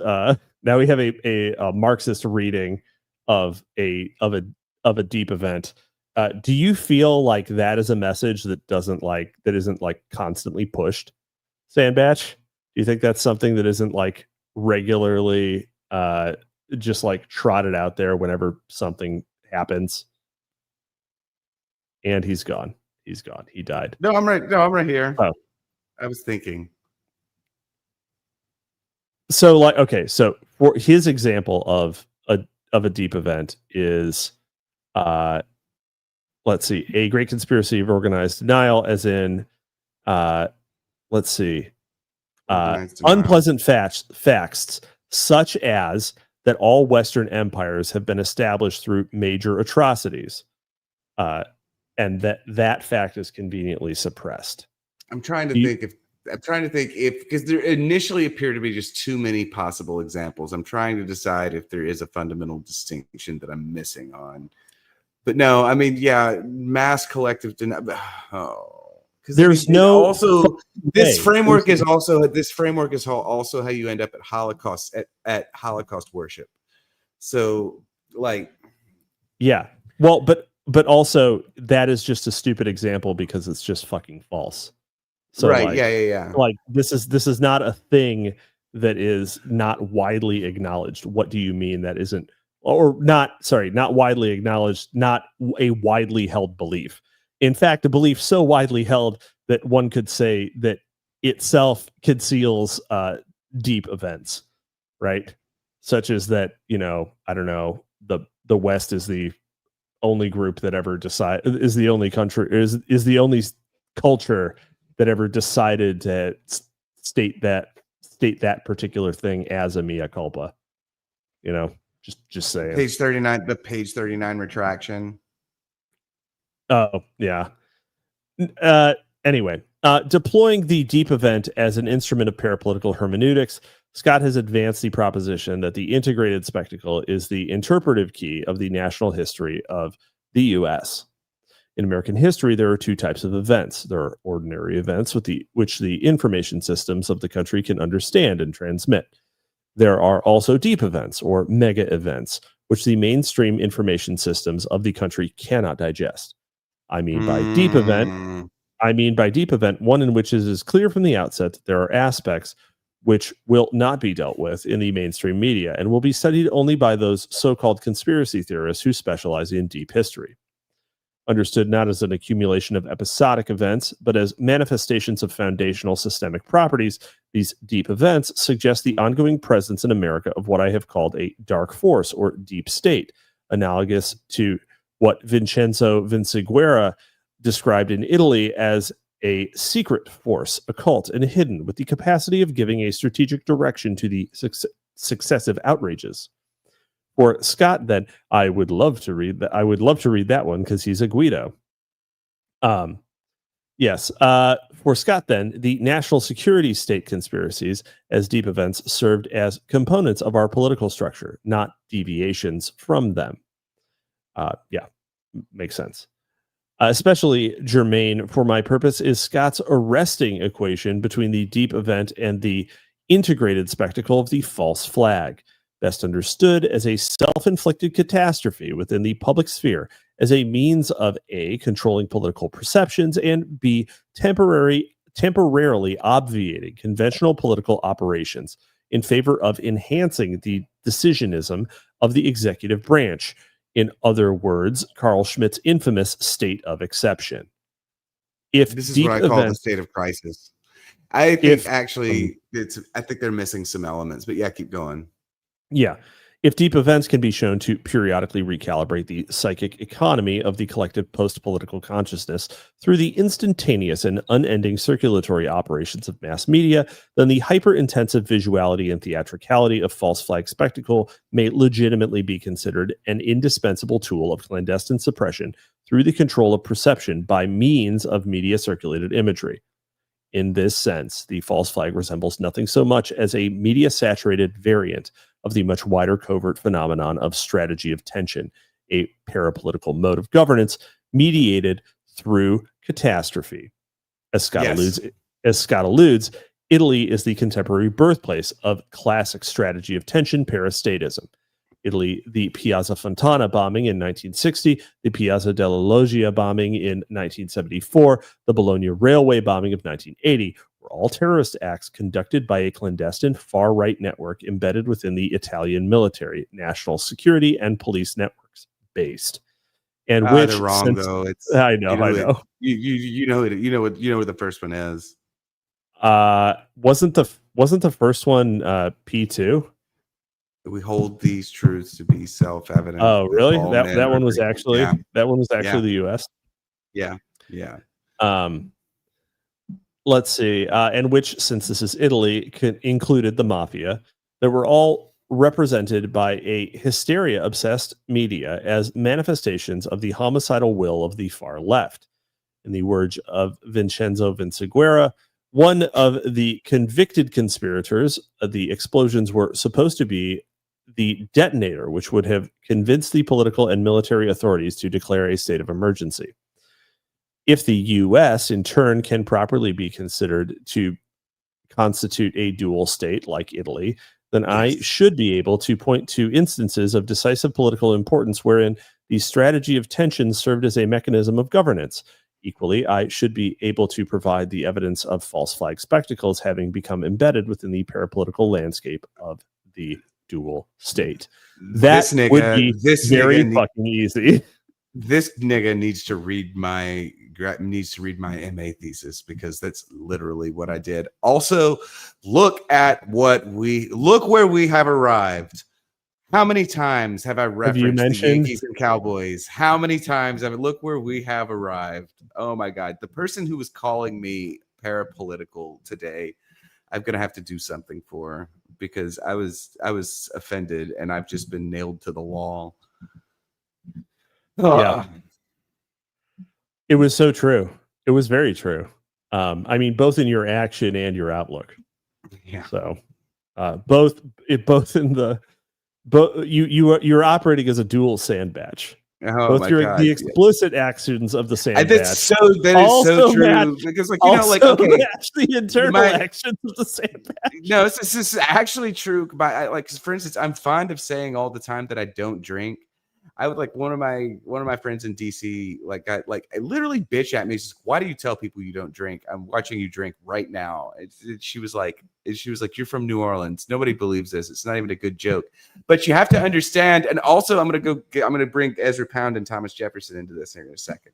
It is a thing about me that I am sort of dyadic in the sense that I contain, and I'm often fixated on my own self-negation. So I will do these things like say I don't drink so that I can drink, and it balances out to zero.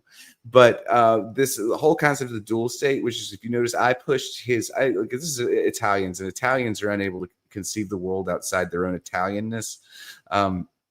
So Italians believe that Italy is the first of everything, which is kind of based in one sense, but it's also really not what you're talking about. Yeah, it's also really not. But if you'll remember, Ezra Pound wrote a book called Mussolini and or Jefferson and or Mussolini, making us we're all in the fucking peace circle smoking right now. Is what we're doing. We're all on the same page. This is beautiful. We have a great come together Jesus moment with the Marxists. We get Wendy painting in chat, and we're all gonna have a great time. It's gonna be wonderful. This is already an incredible book. This is we've moved beyond None Dare Call it Conspiracy by leaps and bounds. And collab. Yeah.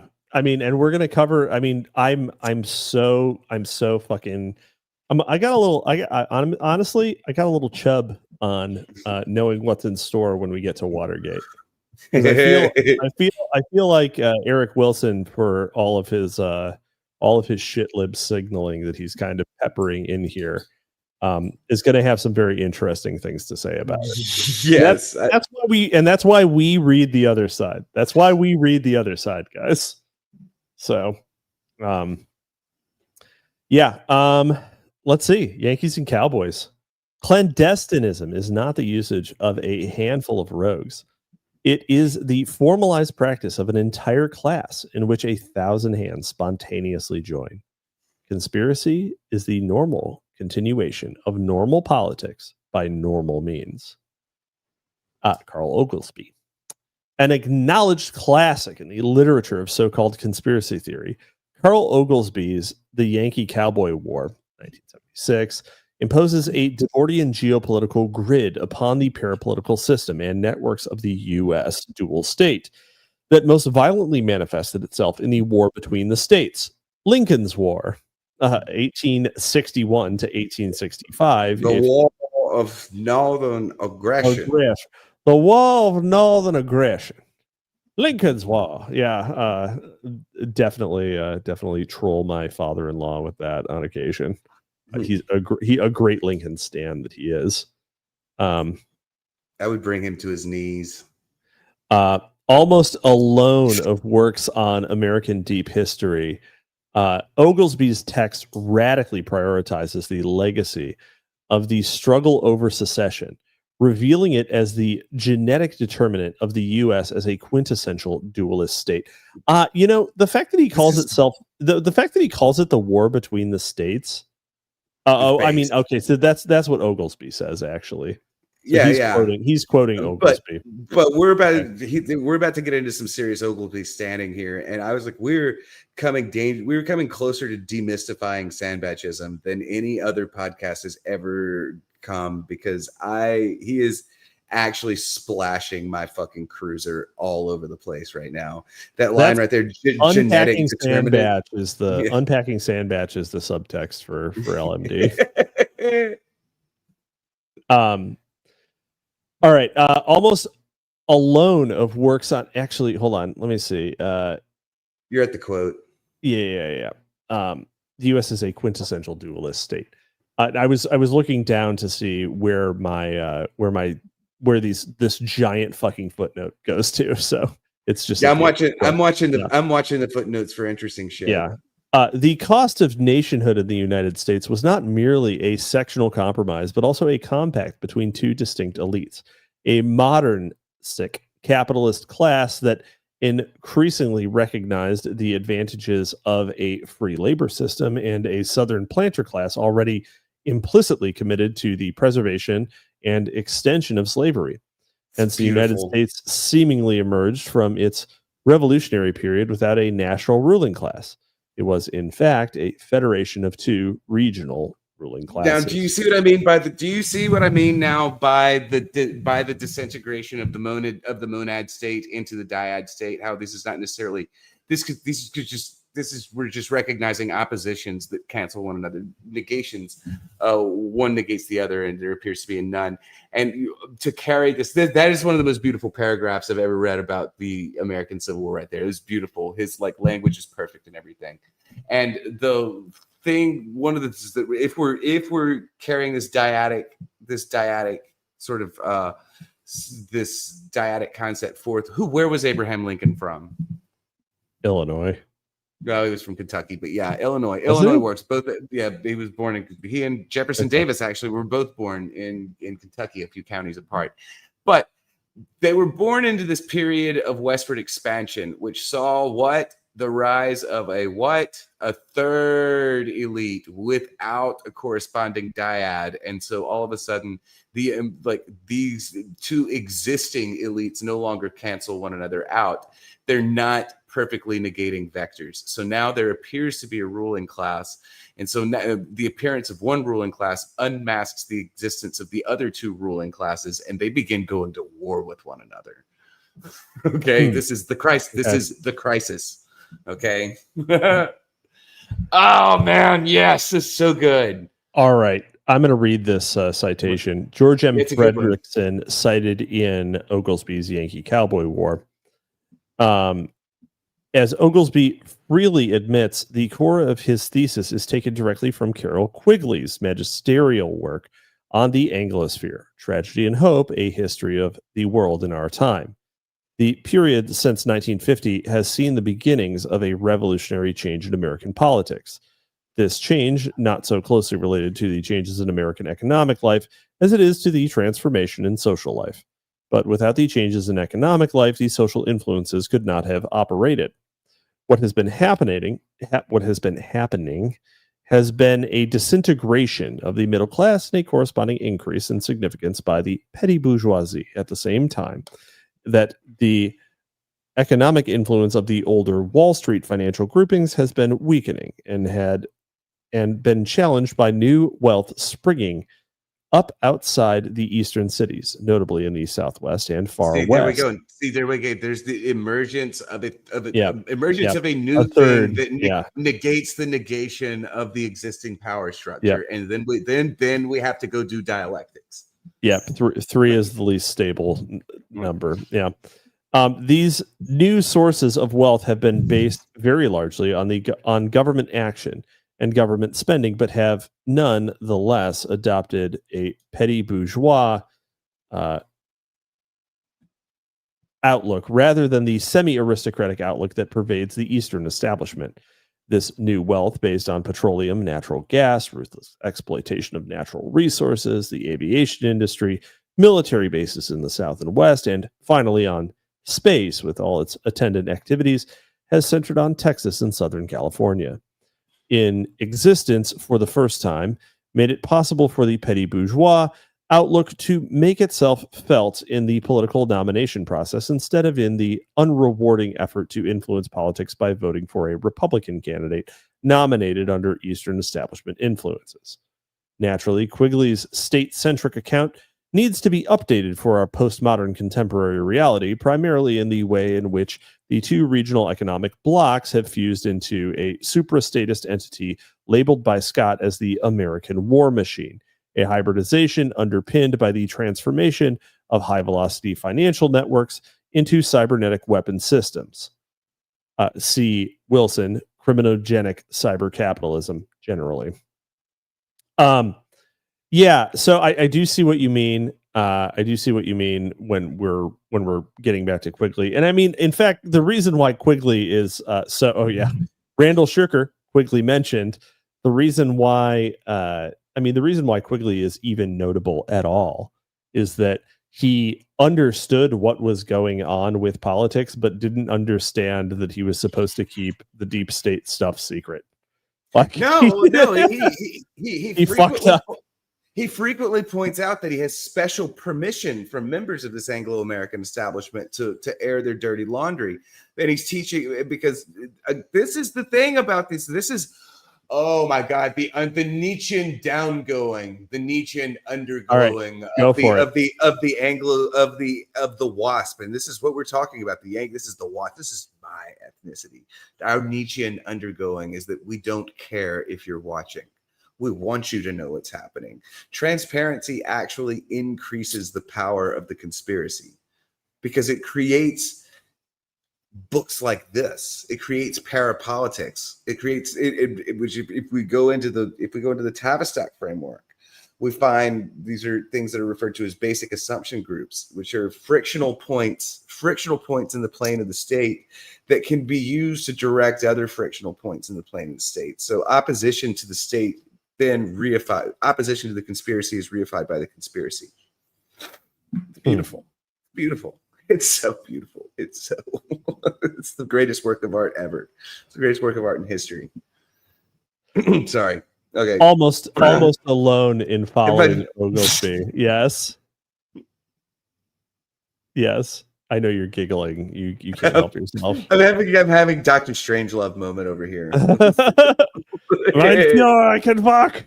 Yes. Almost alone in following Oglesby, Scott, in his seminal work on the John Kennedy hereafter JFK assassination, thank you. Deep Politics and the Death of JFK was the first to deliberately situate the locus for the potential for conspiracy within regionally based networks and factions that follow the broad excavations of Oglesby post-secessionist schema.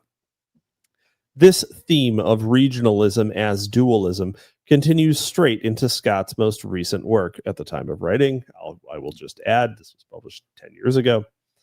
It is quite possible to acknowledge that there are both ongoing continuities in American policy and also important, hidden, and recurring internal divisions that have given rise to America's structural deep events. These events have repeatedly involved friction between Wall Street and the Council on Foreign Relations on the one hand, and the increasingly powerful oil and military-dominated economic centers of the Midwest and the Texas Sun Belt on the other. At the time that General MacArthur mentioned, drawing on his Midwest and Texas support, threatened to challenge Truman and the State Department, the opposition was seen as one between the traditional Europe firsters of the Northeast and New Wealth Asia firsters. In the 1952 federal election, the foreign policy debate was between Democratic containment and Republican rollback, a split, even within the CIA, between Wall Street internationalism on the one hand and cowboy-style expansionism on the other. James Jesus Angleton mentioned, without being mentioned, the great cowboy. The great cowboy. Yeah. Oh my God. This is the shit right here. This is deep in the shit. This guy does this is calibrated. Yes. Because of its obvious political symbolism, both Scott and Oglesby naturally focus on the JFK assassination, the spectacular murder of a New England liberal president in a reactionary southern state, as a pivotal, micro-event encapsulating macro-level parapolitical trends. But the Yankee-Cowboy War is even more audacious in its scope than deep politics and the death of JFK.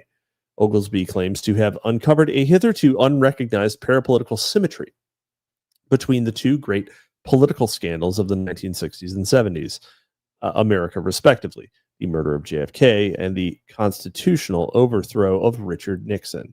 E. Howard Hunt mentioned the Three Tramps photograph, the Watergate Hotel. It's all coming together. It's all coming together. Yeah. The assassination of John Kennedy and the downfall of Richard Nixon have both been viewed as isolated and moral disasters for the American democracy.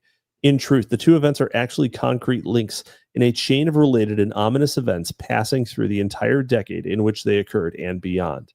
And this chain of events itself represents only the violent eruptions of a deeper power struggle of rival power elites identified here as Yankees and Cowboys. This book proposes to show that Dallas and Watergate are intrinsically linked conspiracies in a hidden drama of coup and counter-coup, which represents the life of an inner oligarchic power sphere, an invisible government capable of any act in the pursuit of its objectives, that sets itself above the laws and beyond the moral rule, a clandestine American state, perhaps an embryonic police state. In essence, Oglesby is suggesting that both dramas were governed by a covert mechanism of parapolitical exchange, unable to successfully manage its international transition to hegemon because of the embedded or deep structure of factional regionalism within the domestic political economy. The U.S. from 1945 to 1973 underwent a kind of clandestine factional power struggle safely mediated through the periodic staging of integrated spectacles. The Dallas to Watergate outburst is fundamental. That is the I love the Dallas to Watergate outburst. Yeah, I love it. It's great. Awesome. It's the Uranus Pluto. It's the Pluto Uranian axis. There's a great book called something in the cosmos. It's a great Richard. What is that? Richard Nixon. Cosmos. No. Uranian Pluto axis. Oh my God! Cosmos and Psyche by Richard Tarnas. Okay. It actually makes it also situates these two events on an astrological, sort of dyadic interplay between Pluto and Uranus. It's very parapolitical. I'm going to start using this word a lot now. Parapolitical. Okay. Yeah. Let's see here. Embedded, clandestine power struggle, safely mediate. The Dallas to Watergate outburst is fundamentally attributable to the breakdown that took place within the incumbent national coalition, the coalition of the greater Northeastern powers, Anglophilia, international finance, capitalism, Wall Street, the Council on Foreign Relations. We didn't NATO. Start the fire. It was always burning since the world's been turning. Yep. With the greater Southwestern powers, Anglophobia, the aerospace industry, the China lobby, the petroleum industry, the manufacturing sectors of the military-industrial complex, the post-Civil War, post-Reconstruction coalition, the coalition of the New Deal, of Yankees, and say it with me now, Cowboys. The Cowboys. Dum-da-da-dum-da-da-dum-da-da-dum-da-da-dum. This is Civil War II, Electric Boogaloo, a simulacrum of the earlier war between the states, but this time waged through clandestine agencies waving a false flag of some sort, signifying the redirection of covert agency from foreign into domestic political space. The political nightmare of the internationalization of Harry Truman's national security state. This is the theme at bottom of the entire narration to follow. The agony of the Yankees and the Cowboys, the cause of their divergence in the later Cold War period, is that there was finally too much tension between the dentist strategy of the Yankees and the Atlantic and militarist strategy of, detentist, there is a typo in here, strategy of the Yankees in the Atlantic and militarist strategy of the Cowboys in the Pacific. To maintain the two lines was, in effect, to maintain two separate and opposed realities at once, two separate and contradictory domains of world historical truth. In Europe and the industrial world, the evident truth was that we could live with communism. In Asia and the developing world, the evident truth was that we could not, and that we had to fight and win wars or else face the terrible consequences at home in the form of civil unrest and radical leftism. Excuse me, sorry. As long as the spheres of détente and violence would be kept apart in American policy and consciousness, as long as the Atlantic and Pacific could remain two separate planes of reality wheeling within each other on opposite assumptions and never colliding, then American foreign policy could wear a look of reasonable integration. But when it became clear that the United States could not win its way militarily in East Asia without risking a nuclear challenge in the North Atlantic, the makings of a dissolving consensus were at hand. Beautiful. Oh, it's so beautiful. This is why I, by the way, was also suggesting this book as reading material, but I'm getting what I want because we're getting the Yankee Cowboy War. Yeah, getting the choice nugs. Yep. Essential to Oglesby's schema is the cathartic function of the role played by spectacular power. The trauma of the spectacular event was consciously intended to yield a post-traumatic rehabilitation of political and cultural consensus through a prescribed script of appropriation. This becomes clear when we realize the depths of Oglesby's crypto-Debordian approach. Yes, Oglesby's crypto-Debordian approach, the intensification of clandestine illicit methods against racial and anti-war dissent, i.e. the spirit of 1968, as a threat to the secret state precisely coincided with the intensified use of such methods in conflicts for power and hegemony taking place within the secret state against a background of declining consensus. The language here is wholly Debordian, although comments on the society of spectacle appears nowhere within Oglesby's text. The Yankee Cowboy War uncannily replicates Debord's post-cynical reconstitution of the primacy of covert power within the age of spectacular power. Clandestinism is not the usage of a handful of rogues. It is the formalized practice of an entire class in which 1,000 hands spontaneously join. Conspiracy is the normal continuation of normal politics by normal means. I do like that quote on conspiracy. Conspiracy is the normal continuation of normal politics by normal means. Beautiful. I'm blown on my ass. This is all wonderful. For Oglesby, both Dallas and Watergate bookend the tumultuous decade of the 1960s, which ultimately culminated in the irreversible transition of domestic hegemony away from the Northeast Yankee elites to the Southwest Cowboy factions, solidified by the election of Ronald Reagan and the establishment of the U.S. as a pure war state. In the following chapters, I will offer a full-length Debordian reading of Oglesby's thesis, adding an important observation of my own, that Dallas and Watergate, the shift from Yankee towards cowboy political economies, were linked by an understudied integrated spectacle, the Gulf of Tonkin incident. I'm so fucking I got a chill went down my spine. I am jacked up for the Gulf of Tonkin. I am jacked to the tits. But look at this. We get an ending on an image of pure fucking spectacular violence. Jack Ruby about to execute who?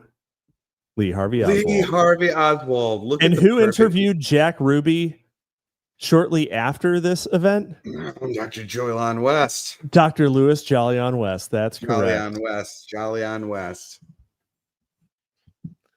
All right. No, we are going to be growing LBJ hate in this book. We Steely sends are. $20 and no statement. Thank you, sir, for the kind dono. We surely appreciate it.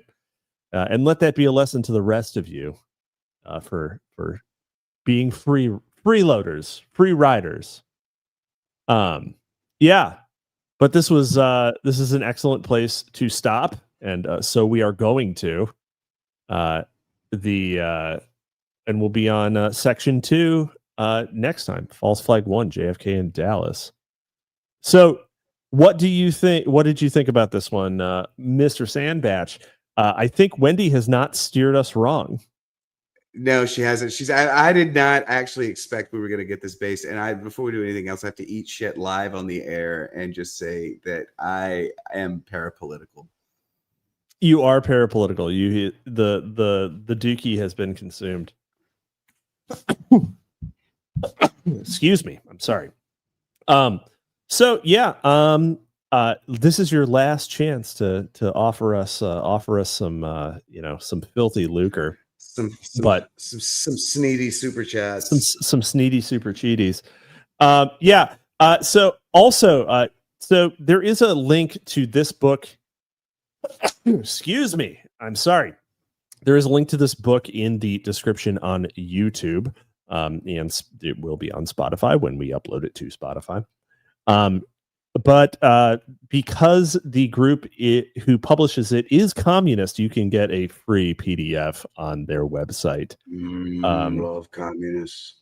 Love free shit from communists. But if you want a physical version, which is definitely the superior one to read, I only subject myself to reading on a book on a computer screen. When I am reading to you, wonderful listeners, I would highly recommend picking up a physical copy via our Amazon.com affiliate link, and we get a little taste, a little treat whenever you buy that, and it doesn't cost you anything extra.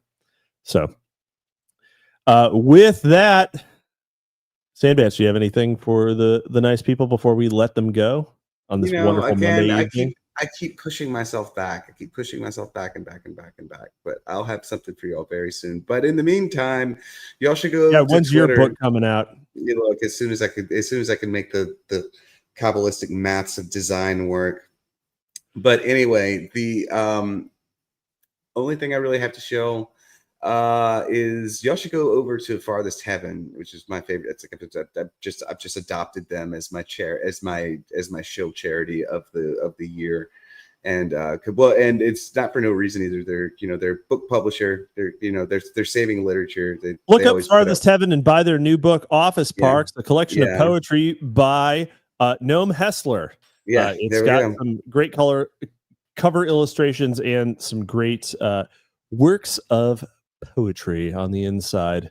Yeah, they got 15. They got 15% off till tomorrow. Decompress your stress from parapolitical learnings and thesaurus shotguns by reading a little poetry, and buy it from our friends over at Farthest Heaven. It's closer than you think. Yeah, it's closer than you think. Did I have something to show that was just me? I could almost swear I did, but I can't remember. No, I guess I didn't. All right. Well, check out Sandbatch either on Twitter or on Substack. Also, check me out on Twitter if you want to. If you're listening to this and somehow you aren't following me, I don't know what you're waiting for. Yeah. But we'll see you next time. You're discouraged from questioning and thinking critically. You must accept the word of the leaders. They make you feel guilty if you do question or argue. Your environment is often controlled, cutting you off from friends, family, school, previously held beliefs. They want you to become dependent, provide a poor diet, poor health care, little sleep, and long exhausting hours of work to make you physically weak and lower your ability to think clearly. Subtly, your self-confidence gets undermined, and your self-image or sense of identity is changed. The leaders control channels of communication. They cut off or put down outside sources of information. Then they bombard you with what they want you to think. They use strong peer pressure, playing on your desire to be loved and accepted. The leaders may promise rewards if you obey them, and punishment if you don't. But they alternate harshness and leniency in order to confuse you. The leaders manipulate language, giving special meanings to words that only insiders understand. This is to make you feel like you're part of a special, important, or elite group, and that outsiders are inferior, dangerous, or doomed. You have to confess your shortcomings, mistakes, or misbehavior, sometimes even if these things never really happened. And meanwhile, your time and activities are tightly controlled. You don't have much privacy or energy or time to think because you're too busy doing monotonous, repetitive tasks. The leaders try to control you and even your sexuality, everything about you. They want to exploit you for their own enrichment, their own power or grandiosity. If they succeed, you will declare your loyalty unto its leaders, rejecting your old values and way of life. Without realizing it, you will have been changed into a person who is being controlled by a totalist cult.